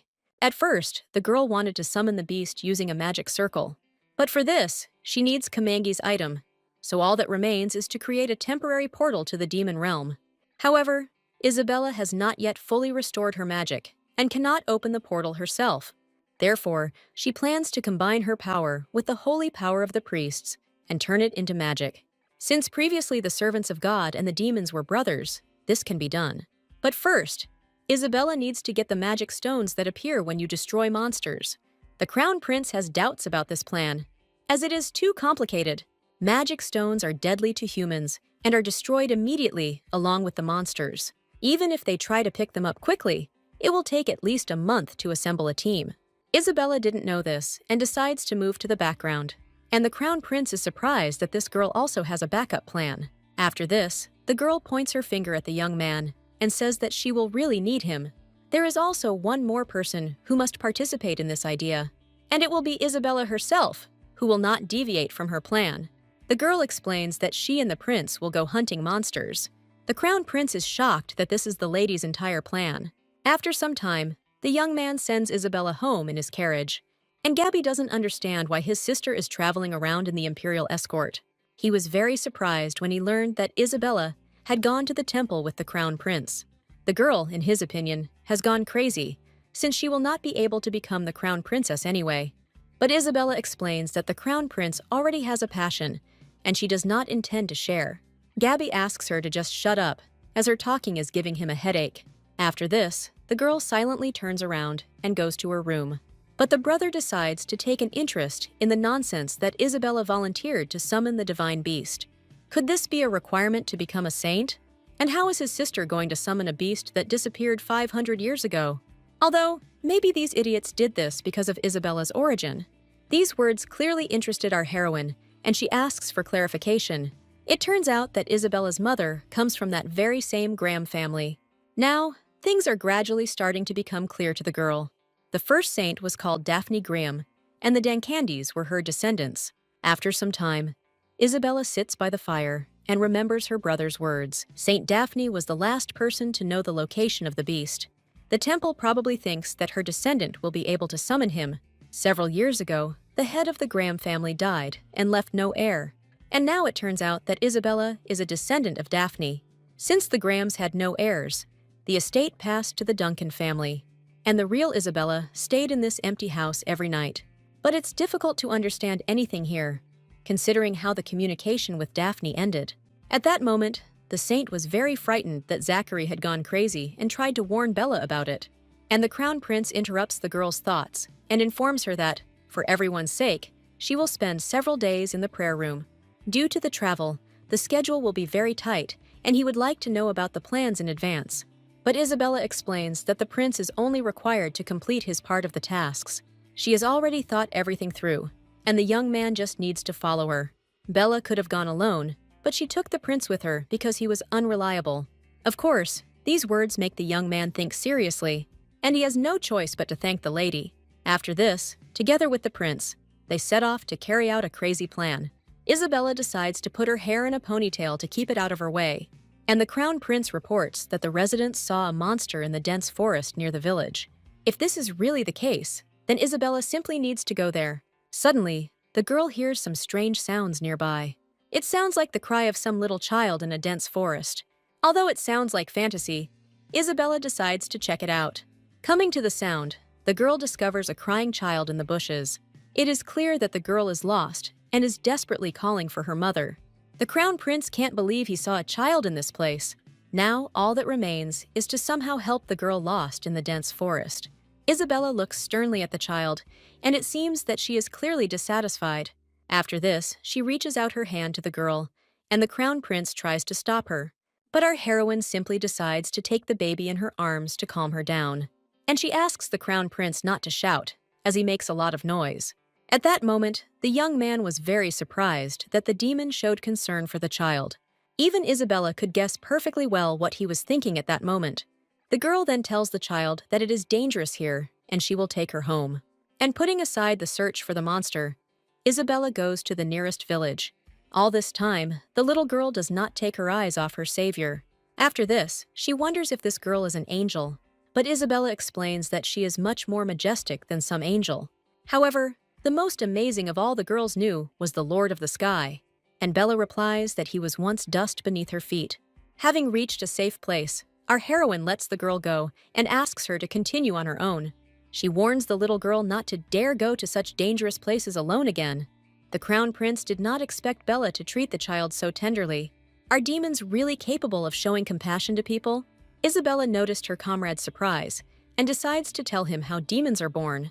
They emerge from the fires of hell and have neither father nor mother. Demons cannot create life like angels, so they are lenient towards children. The crown prince is shocked by this truth and has never heard about it. But at that moment, together with the girl, they hear strange sounds.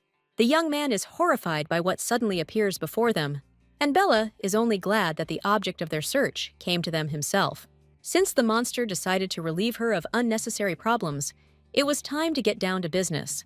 At the same time, the girl wants to check how much her strength has increased. After this, Isabella finds a tree and thinks that it should suit her perfectly. She jumps onto the strongest branch and decides to look around. Isabella then reveals that she is trying to find a place to hide. While the lady sits in the tree, the crown prince must deal with the monster. But the young man is confident that even with sealed magic, Bella's power will be greater than that of a human or a monster.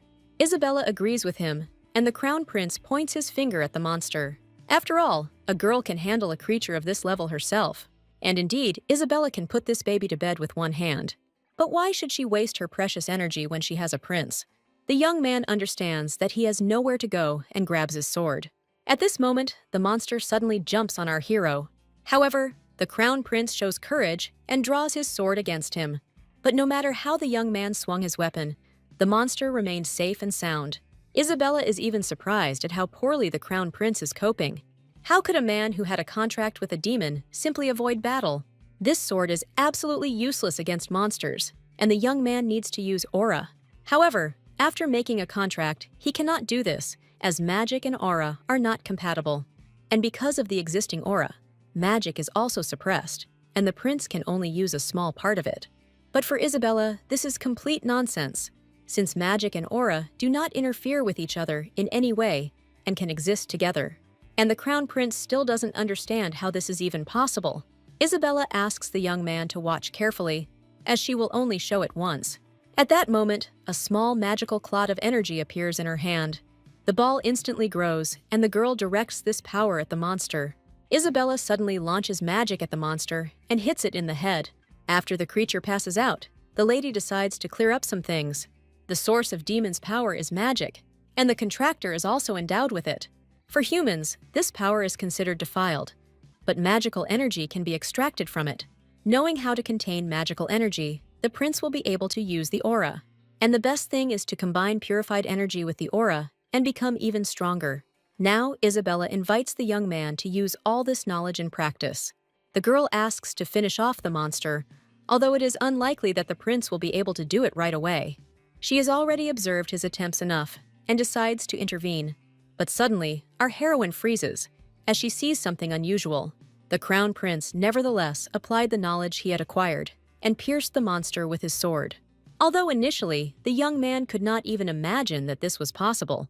However, from that moment on, Isabella decides to call the prince a dunce. This means that he is still only half weak. With such outstanding talent, the young man dared to contact Dantalion. After this, Isabella takes the sword to cut down the monster.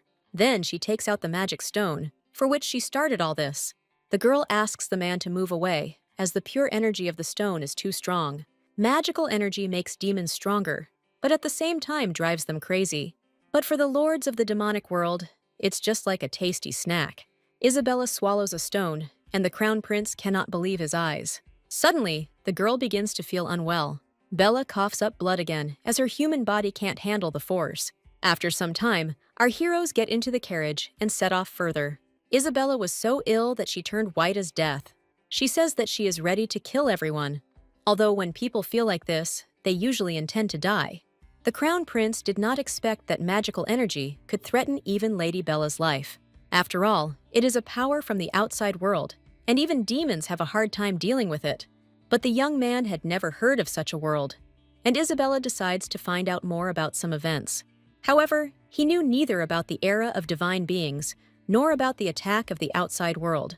In the original world, there were many creatures, and the era was peaceful. But one day, energy began to flow in from the outside world, causing weak creatures to die. The strong were able to endure this magic, but they could not escape its influence on their minds. Then the divine beings began to resist the outside world, and that is all the prince needs to know for now. After all, he won't live even 100 years, and he doesn't need so much information. After this, Isabella feels a strong decline in strength and asks not to ask her any more questions. In her dream, she hears a voice calling a little child somewhere. This is exactly the kind of child Bella was when she lived in the demon world. The demonic god asked the girl to grow up quickly and become an adult. After all, she must become the sharpest blade and carry out his revenge. Isabella should not have become close to people who wanted to covet the power of a god. At that moment, another demon came to visit his father.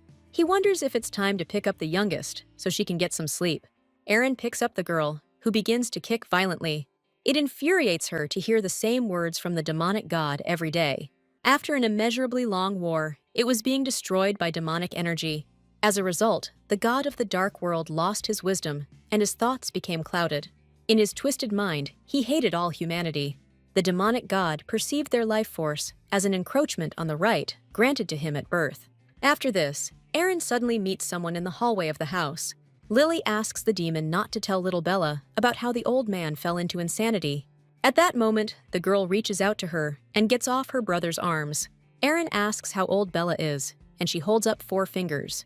He thinks that 4 years have passed since her birth, but in fact the girl meant 40 years. Aaron then explains that he feels like Bella is growing too slowly.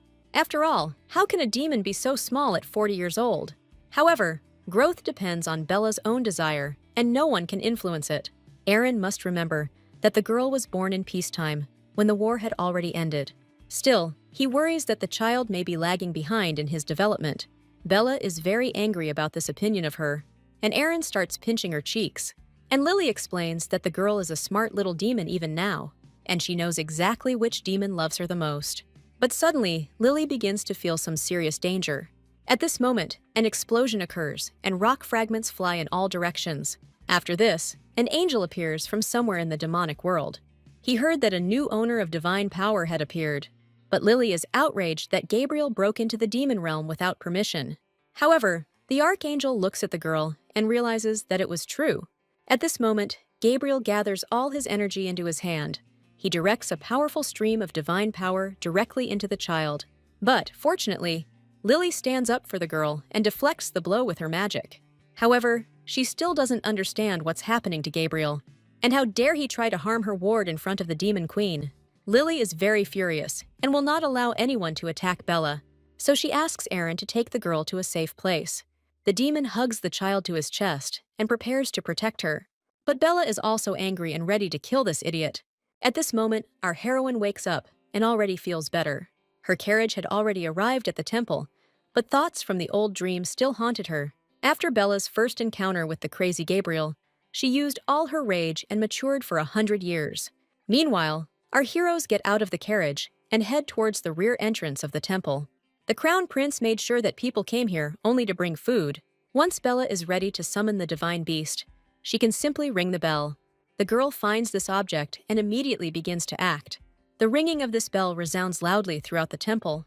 The high priest takes Bella and reports that Saint Daphne has gotten rid of most of her property. Therefore, only a few of her relics remained in the entire temple. One of them is probably a divine beast summoning circle, although no one has yet succeeded in using this symbol. The high priest suggests that only a true saint can use it. Isabella isn't even sure that this is a summoning circle, since it requires at least a clump of the animal's fur. At this point, one of the priests announces that preparations for the ritual are complete. No one has ever succeeded before, and the high priest asks Bella not to be upset if she fails. And at that moment, the girl realizes that this is indeed a divine beast summoning circle. But even with this scenario, Isabella is going to bring a Blackie into the world. She decides to switch the summoning circles and places her symbol on the stand. At this moment, the priests begin to use divine power and pray. Isabella decides to act quickly before people realize anything. In order to link the magic circle in that place, she must use the beast's true name. Although everyone calls him Blackie, oddly enough, he is more often called by another name. With a huge body that touches the sky, every step he takes colors the earth red, and his name is Sunset. At this moment, a huge magic circle appears in front of Isabella. She calls out the name of her beast and asks it to answer her call. Gradually, the roar of a powerful animal can be heard from outside the circle. The portal begins to open, and the roar becomes even more terrifying. The priests begin to get very worried and do not understand what this sound is. Could it be that Isabella was able to activate the summoning circle, and the beast will soon come out? But, unfortunately, the barrier is too strong, and the portal will soon close. The girl tries to shout to the animal and calls it to her. At this moment, a cute animal head appears from the portal. These two missed each other very much and are glad to finally meet. Oddly enough, the beast with such a loud roar turned out to be quite cute to look at. Suddenly, Kamangi jumps out of the portal and falls on our heroine. The high priest is shocked that Isabella succeeded, but he didn't expect the divine beast to be so loving. The priests do not believe that this criminal managed to summon the beast, but now she can no longer be called that. She has become a true saint, and the servants of God do not know what to do next. And the high priest reports that the girl has proven her strength. After this, he falls to the floor as if dead and loses consciousness. After some time, Kamangi tells news from the demonic realm. There, Isabella's body lies unconscious, never having come to her senses. Now it is clear why Kamangi was confused when he heard his mistress's call. She also says that in this world, the Black One will be a divine beast. As expected of Isabella's beast, he accepted it very quickly. However, the Crown Prince is unhappy that the lady has simplified everything so much. But Chernish is the coolest of all the beasts in the Demon Kingdom and is worthy of becoming divine. No matter how the prince looks at it, the fact remains that Kamanga has 3 eyes. During the conscription, everything was too chaotic, but sooner or later, people will start to doubt. In the Middle Kingdom, everyone has 2 eyes, and the Blackie's peculiarity will raise a lot of questions. But the Crown Prince doesn't want Isabella to rip out one of the beast's eyes. This attitude of the owner really scares Chernish, since he hears everything perfectly well. Therefore, in a matter of seconds, the animal begins to do something with its face. After this, his 3rd eye disappears, and now Chernish becomes the same beast as everyone else. Isabella is glad that Kamangi gave up his 3rd eye for her peace of mind. Now there are no problems, and we can announce the return of the saint and the divine beast. And the Crown Prince wonders whether everything Lady Bella had planned came to fruition. The girl explains that everything went as she planned. Meanwhile, events unfold in the castle of the Demon Queen. Lord of Greed Seer was the last to arrive at the meeting, having almost forgotten about it. He hopes that without him, the other demons haven't started discussing it yet. But the Demon Queen Lilith informs the Lord that he is very late. However, he was lucky that the lady was not in a bad mood today. At this moment, the man realizes that he was not the last one to arrive at the meeting. As it turns out, Lady Bella's chair is empty, and she is also late. And Lilith explains that she will be absent for a couple of months on her instructions. The Lord of Lust is upset by such news, as he really wanted to see the face of the youngest. And the Lord of Lies Fursan answers him that Bella is smart, so she just avoids Belial. Lord of Sloth Zenevia also finds Lord of Lust difficult to deal with. Bella's absence did not go unnoticed by Aemon either, as he had already become accustomed to her manner of speech, and he will be a little sad if the girl starts talking like before. When she was younger, her speech was a little different, but after visiting the Middle Kingdom, everything changed. And at the age of 40, Gabriel attacked her, and after that, Bella began to learn and grow quickly. At this point, Lord of Lust Belial asks permission to ask a question. He wonders why Gabriel attacked Bella, and what crime the little demon could have committed. It turns out that this is all because the girl is a contract lord and has great power. The bearer of the forces of anger and lust is always born a demon and belongs to evil. And for the forces that belong to good, the bearer is always born an angel. But there is also a neutral force, such as a contract or submission, and Gabriel's beloved was one of those. Her name was Uriel, and the archangel tried everywhere to find this girl after her loss. And the birth of a new owner of the power meant that the previous owner of the power of contracts was dead. It turns out that by attacking Bella, Gabriel was simply venting his anger, and the Demon Queen decides not to comment on this assumption. After this, she slams her hand on the chair and demands that he stop talking. After all, today the demons must discuss an important issue. Everyone present is surprised by the appearance of some important question, and Lilith says something that none of the demons expected to hear. It turns out that the Demon Queen is planning to declare war on the Middle Kingdom. This news causes indescribable shock among all the demons present. They couldn't even imagine what plans were spinning in Lilith's head. And the Demon Queen also adds that their goal is to destroy humanity. After this, the entire meeting room of the Dark World falls into silence. The Lord of Lust decides to find out if this is really necessary.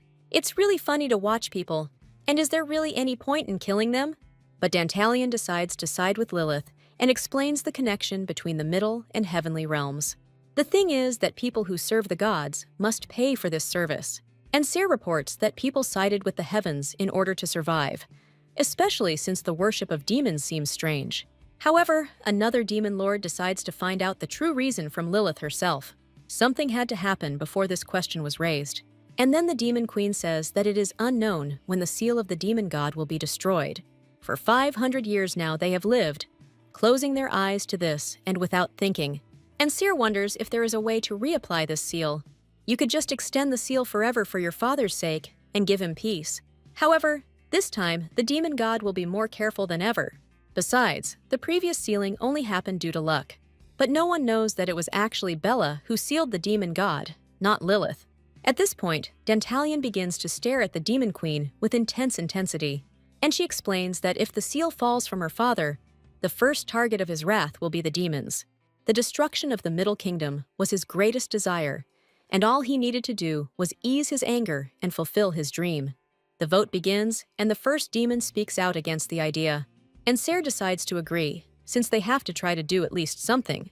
The turn to vote goes to Lord of Words Annette, but she has been sleeping this whole time. Aemon tries to wake the girl up, and she begins to react slowly. He reports that it is already the middle of the voting, and it is necessary to decide whether the demons should invade the Middle Kingdom.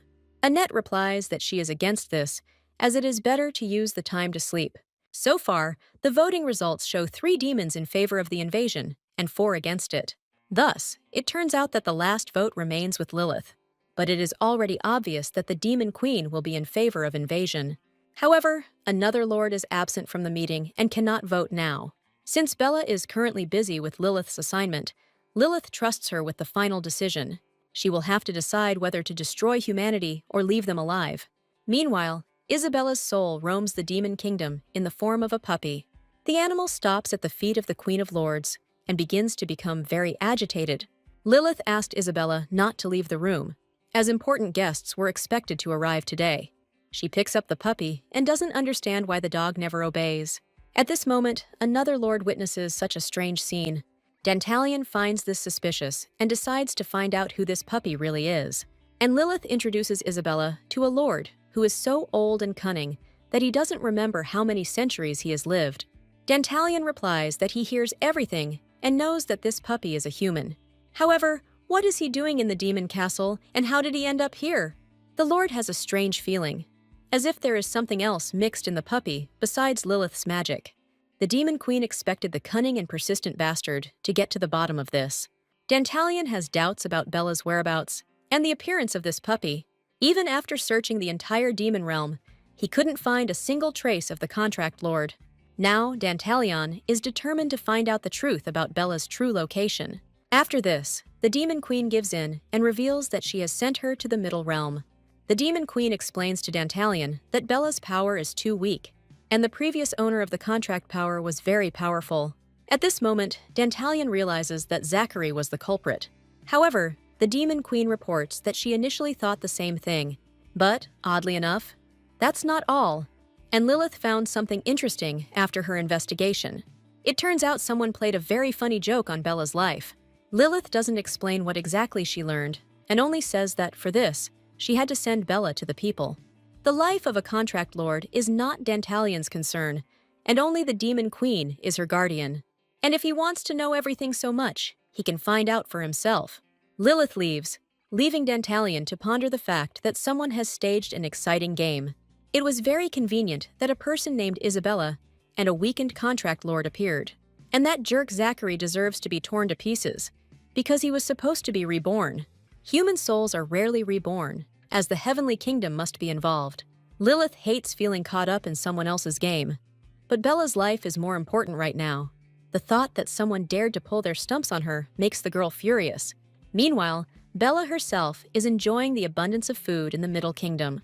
Every day in the demon world was just like this. But now she realized the true value of power. Now she is treated very differently because she is the first saint in 500 years. Jessie decides to warn the lady and asks her not to say that. But Bella forbids her to whine and demands to be given the most delicious grapes. At this point, Gabriel demands that his sister stop hanging around the temple. However, Bella says she can't hear anything and asks him to squeak louder. Gabby says that his sister shouldn't have run away from home, and it's time to come back. The girl replies that he is partly right, and the young man feels that he has achieved his goal.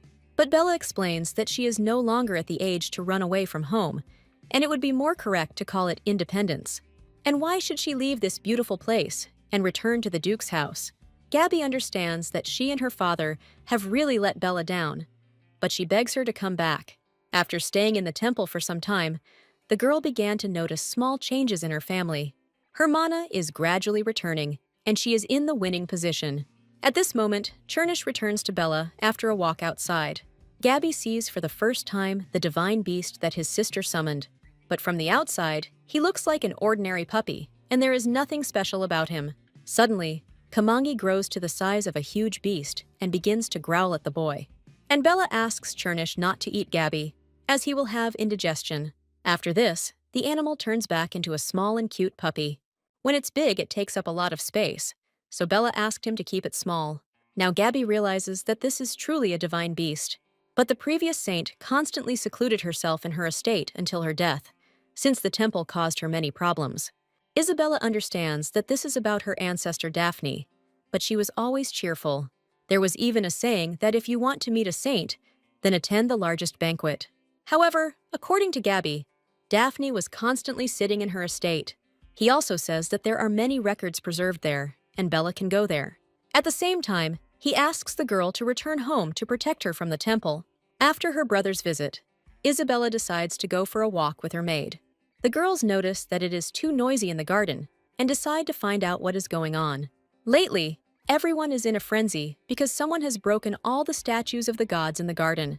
In fact, it was our heroine who did this by destroying the statues of the Archangel Isabella. But people decided that these were demons or some kind of revelation from above. Jessie even asks the lady not to hang around the temple and to be careful. Meanwhile, Isabella is only thinking about smashing the rest of the statues. After this, they enter the hall where the high priest delivers a sermon. However, Isabella is unbearably bored sitting at this event. Jessie admonishes the lady because she has yawned many times already. But Isabella can't help herself because of the high priest's boring voice and his unpleasant face. Whatever the case, she should be more mindful of her behavior. After all, everyone gathered here only because they wanted to see the saint. Now, Bella understands why the high priest begged her to attend this service. Suddenly, our heroine's boredom is interrupted by something strange. She notices a knight with silver hair who seems familiar to her. Jessie explains that it was this man who helped them deal with the robbers. She couldn't even imagine that he would turn out to be a holy knight. Bella remembers that incident and that nasty silver hair. And while Jessie is drooling over this man, our heroine is ready to spit with disgust. This service turned out to be not only boring, but also unpleasant. At this point, the high priest decides to move from preamble to action. And today, he decides to talk about the 5 heroes who saved the earth from the Demon King. After this, Isabella becomes interested in listening to this sermon. She decides to find out how much people have twisted the whole story. 500 years ago, the Demon King sent monsters to the Middle Kingdom. He was consumed by demonic energy and sent demons, even against their will, to destroy humanity. Then, by order of the Demon King, one of the lords arrived in the Middle Kingdom to assess the situation. It was Lady Bella, since she had the least influence on the human world. The heavenly god prophesied that the invasion of the demonic kingdom would stop, but such a fact is a lie. He could not take active action because this would require killing the demonic god. And the heavenly god would never in his life give the order to kill his only surviving brother. After this, the high priest begins to list the names of the 5 heroes. One of them was Zachary Martinet, whom our heroine already knows very well. Isabella recalls the events that preceded their meeting. Then she just arrived in the Middle Kingdom and noticed the man. Isabella decided to come closer, to take a closer look at the young man. He sat near the temple building and leaned heavily on his sword. The young man felt someone looking at him from behind his back. After that, he turned towards Isabella, and blood from the wounds was oozing down his body. If they hadn't met then, their destinies could have turned out differently.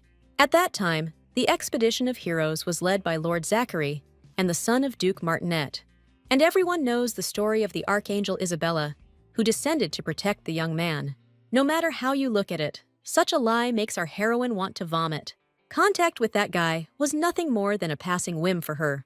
He forced the villagers to hide in the chapel, and afterwards he was barely able to stand on his feet with the help of a sword, and was completely wounded. Isabella saw that he had no chance of winning, but she noticed his abilities. It seemed to her that with such persistence, he might even survive. And Zachary then just silently looked at the girl who appeared out of nowhere. Isabella decided to come closer to the young man to take a closer look at him. He had silver hair, dyed red with the blood of monsters. For a moment, it even seemed to her that their hair color was similar to hers. After this, Isabella offered the young man a contract.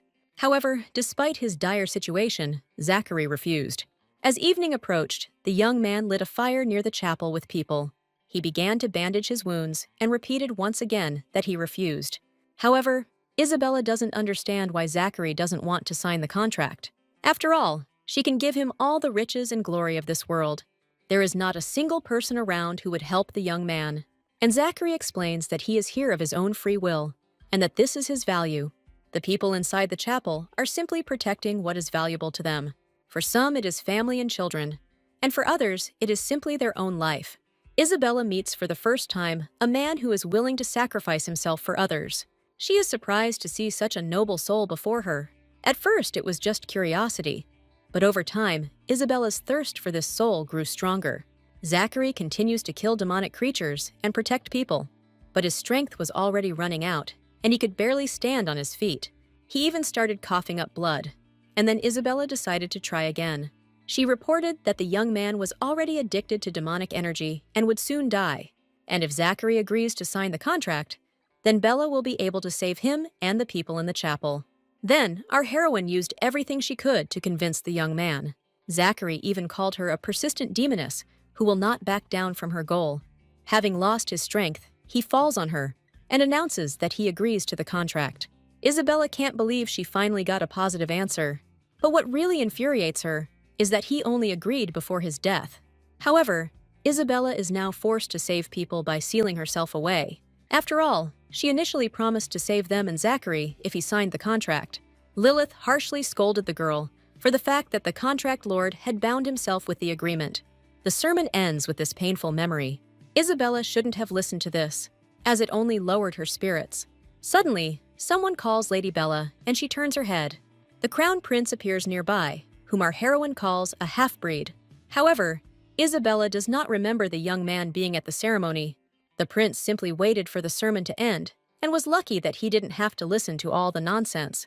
At this moment, several priests begin to follow our couple. And if the crown prince and Lady Bella even look at each other, it will be a problem. In the temple, the young man is not liked and, frankly speaking, is despised. This is all because of his dark hair color, which is different from the members of the imperial family. People believe that the silver color is proof of receiving the blessing of the archangel. To maintain religious authority, the temple insists that only a man with such hair become emperor. And naturally, they don't like the black-haired crown prince. And Isabella explains that she really likes the half-breed's hair color. She even calls this color beautiful and confuses the crown prince. It's just that compared to this silver locks, any other color is beautiful. At this moment, Isabella notices the crown prince's strange behavior. He turned completely red and tried not to show his embarrassment. The young man then says that in a normal situation, there would be no problem with hair color. But one of his half-brothers was born with flawless silver hair. Because of this, the temple is plotting to get rid of the crown prince. After this, Isabella learns that the knight with silver hair is the crown prince's brother. After all, there was only one person with such an appearance in the chapel. The crown prince asks to be careful with him, as he has powerful holy power and a keen spiritual sense. But Isabella asks not to worry about her, as she avoids the silver hair at a distance of 100 meters. After some time, our heroine tries to understand what the high priest wanted from her, but the priest just smiles with his nasty face and doesn't answer.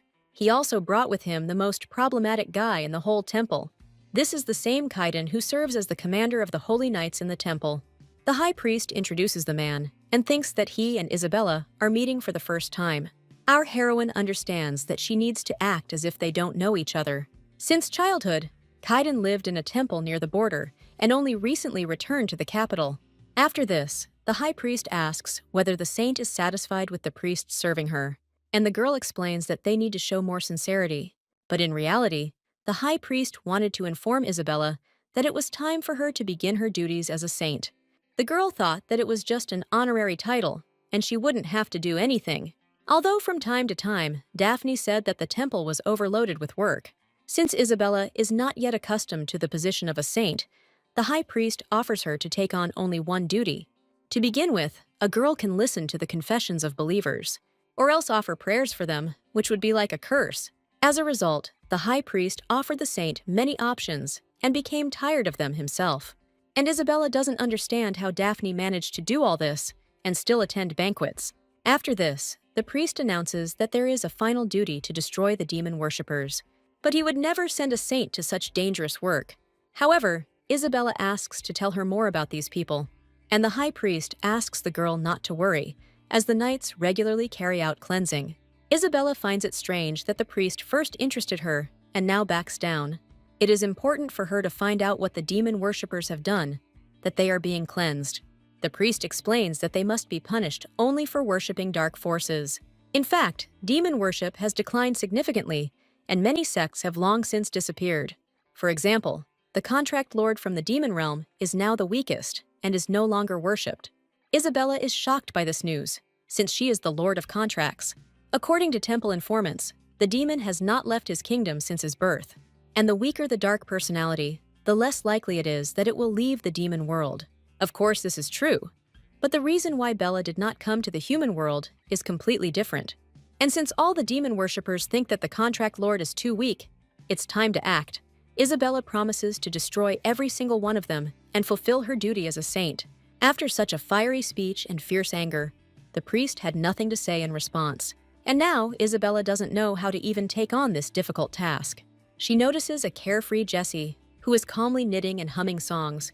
Our heroine wonders if the maid knows anything about demon worshippers, but Jessie replies somewhat suspiciously that he knows nothing about bad people. Then the girl explains that recently one book has become popular among the maids. It has a very strange name, The Demon Duke is Possessed by Me. Jessie hands the book to the lady and advises her to read it in secret. In today's world, catchy headlines that can attract readers' attention are in fashion. Isabella opens the book and reports that there are problems with the contents. She begins to read a romantic passage in which a vampire bites his victim. There are many intimate details in these words, and Jessie cannot listen to such things. And Isabella explains that demons don't actually drink human blood. And yet she doesn't understand what this has to do with demon worshippers. And Jessie explains that in this book, the demon is portrayed in an attractive and romantic way. Any work in which a demon is depicted positively is considered forbidden in the temple. But lately there have been strong rumors about this book. People are convinced that it is spread by demon worshippers. Thanks to the book, more and more people started saying that they would like to date a demon. After this, Isabella decides to continue to consider the contents of the novel. Jessie thinks the lady liked the book and offers to bring her more. After some time, Isabella persistently argues with the high priest. But for the girl's safety, no one leaves her any other choice. The temple believes that the destruction of the statues was a warning to the saint. Of course, Isabella cannot admit that she herself destroyed them. However, now Caden with silver hair is assigned to be her guard. He is the commander of the Holy Knights and would be perfect for this role. After all, Isabella is the most valuable person in the temple, and her guard must be at least such a knight. The girl dug her own grave when she volunteered to destroy demon worshippers. At this moment, the high priest cannot take his eyes off the saint. He thinks that he and Caden look very good together. But doesn't the temple support the silver-haired one as the next emperor? If this is so, then why are they trying to connect the saint with him when she shows her disgust? Besides, even this guy is standing there with a completely blank look. Although if you look closely, his gaze is not so empty at all. Isabella continues to look at Kaiden, not noticing that he has noticed. The thing is that a knight does not have the same emotions that people have. That's why Isabella doesn't feel anything from him at the moment. How can a person feel nothing at all and walk around with a stone face? The people who are under Dantalion's control look exactly the same. Could it be that the Lord is somehow connected to this knight? And all this time, the high priest thinks that Isabella is looking at Caden out of sympathy, but she denies his assumption and agrees to accompany him. Isabella only asks that the young man not get under her feet and not bother her. However, Caden begins to control the girl's every step. Isabella is terribly annoyed by the fact that he follows her everywhere. She asks the guy not to accompany her to the temple, as it is safe here. But Caden explains that the high priest ordered him to follow the saint everywhere, and he, as a knight, is obliged to carry out all the orders he receives. If Isabella goes into her room, the guy will guard her door. The girl calls Caden terribly unpleasant, and he apologizes for it. Isabella is terribly annoyed by the fact that this knight cannot be reached. She recalls that the crown prince promised to help her in any situation. It seems that the moment has come when this can be taken advantage of. Isabella asks Caden not to follow her, as she needs to meet with a half-wit. And when the girl pronounces the name of the crown prince, the knight's face changes. Even though it was the imperial palace, he still could not be sure of the saint's safety. However, does the word half-moron mean an affectionate address to one's other half? Isabella couldn't even imagine that Caden would come up with something like this. She says that even if this is true, it is no one's business. However, Kaiden is obliged to report such a close relationship with the saint to the high priest. He ordered that he be informed of everything that happened between Isabella and the crown prince. And the girl explains that the knight has no pride at all, because he speaks like a servant. Kaiden explains that the high priest showed him the path to follow. At this point, Isabella is completely speechless from such nonsense, and the knight continues to talk about how it is right to always follow the words of the high priest. Now the girl understands that he is not insensitive, but diligent. Is he one of those people who blindly follow the words of others, without having his own opinion? After this, Isabella explains that she is not the prince's lover, and there is no need to report this. The girl leaves, and Kaiden stares after her persistently. Then, his attention is drawn to the saint's long blonde hair. But suddenly, they turn red and emit dark energy. Kaiden feels a pain in his chest and clutches the area.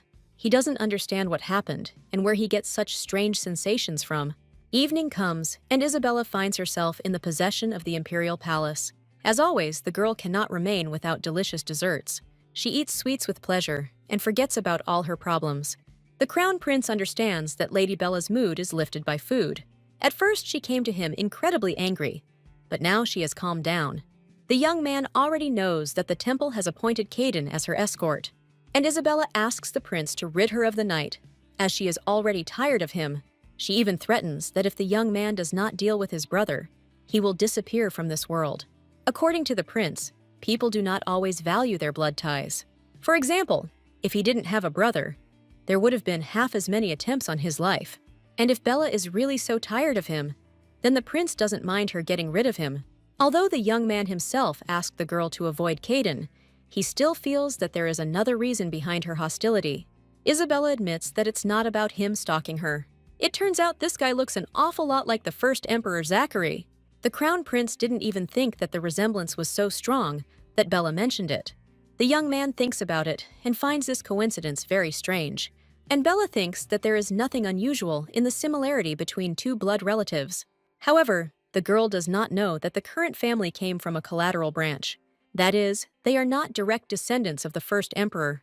Zachary left no heirs, and the throne was inherited by a silver-haired aristocrat. Most people know this, and the crown prince didn't even think that Bella might not know. This news makes the girl think that Zachary never had a wife. The prince confirms this, but adds one important detail. The thing is that Bella's contractor committed suicide after ascending the throne. But Isabella has never heard this story and is very surprised.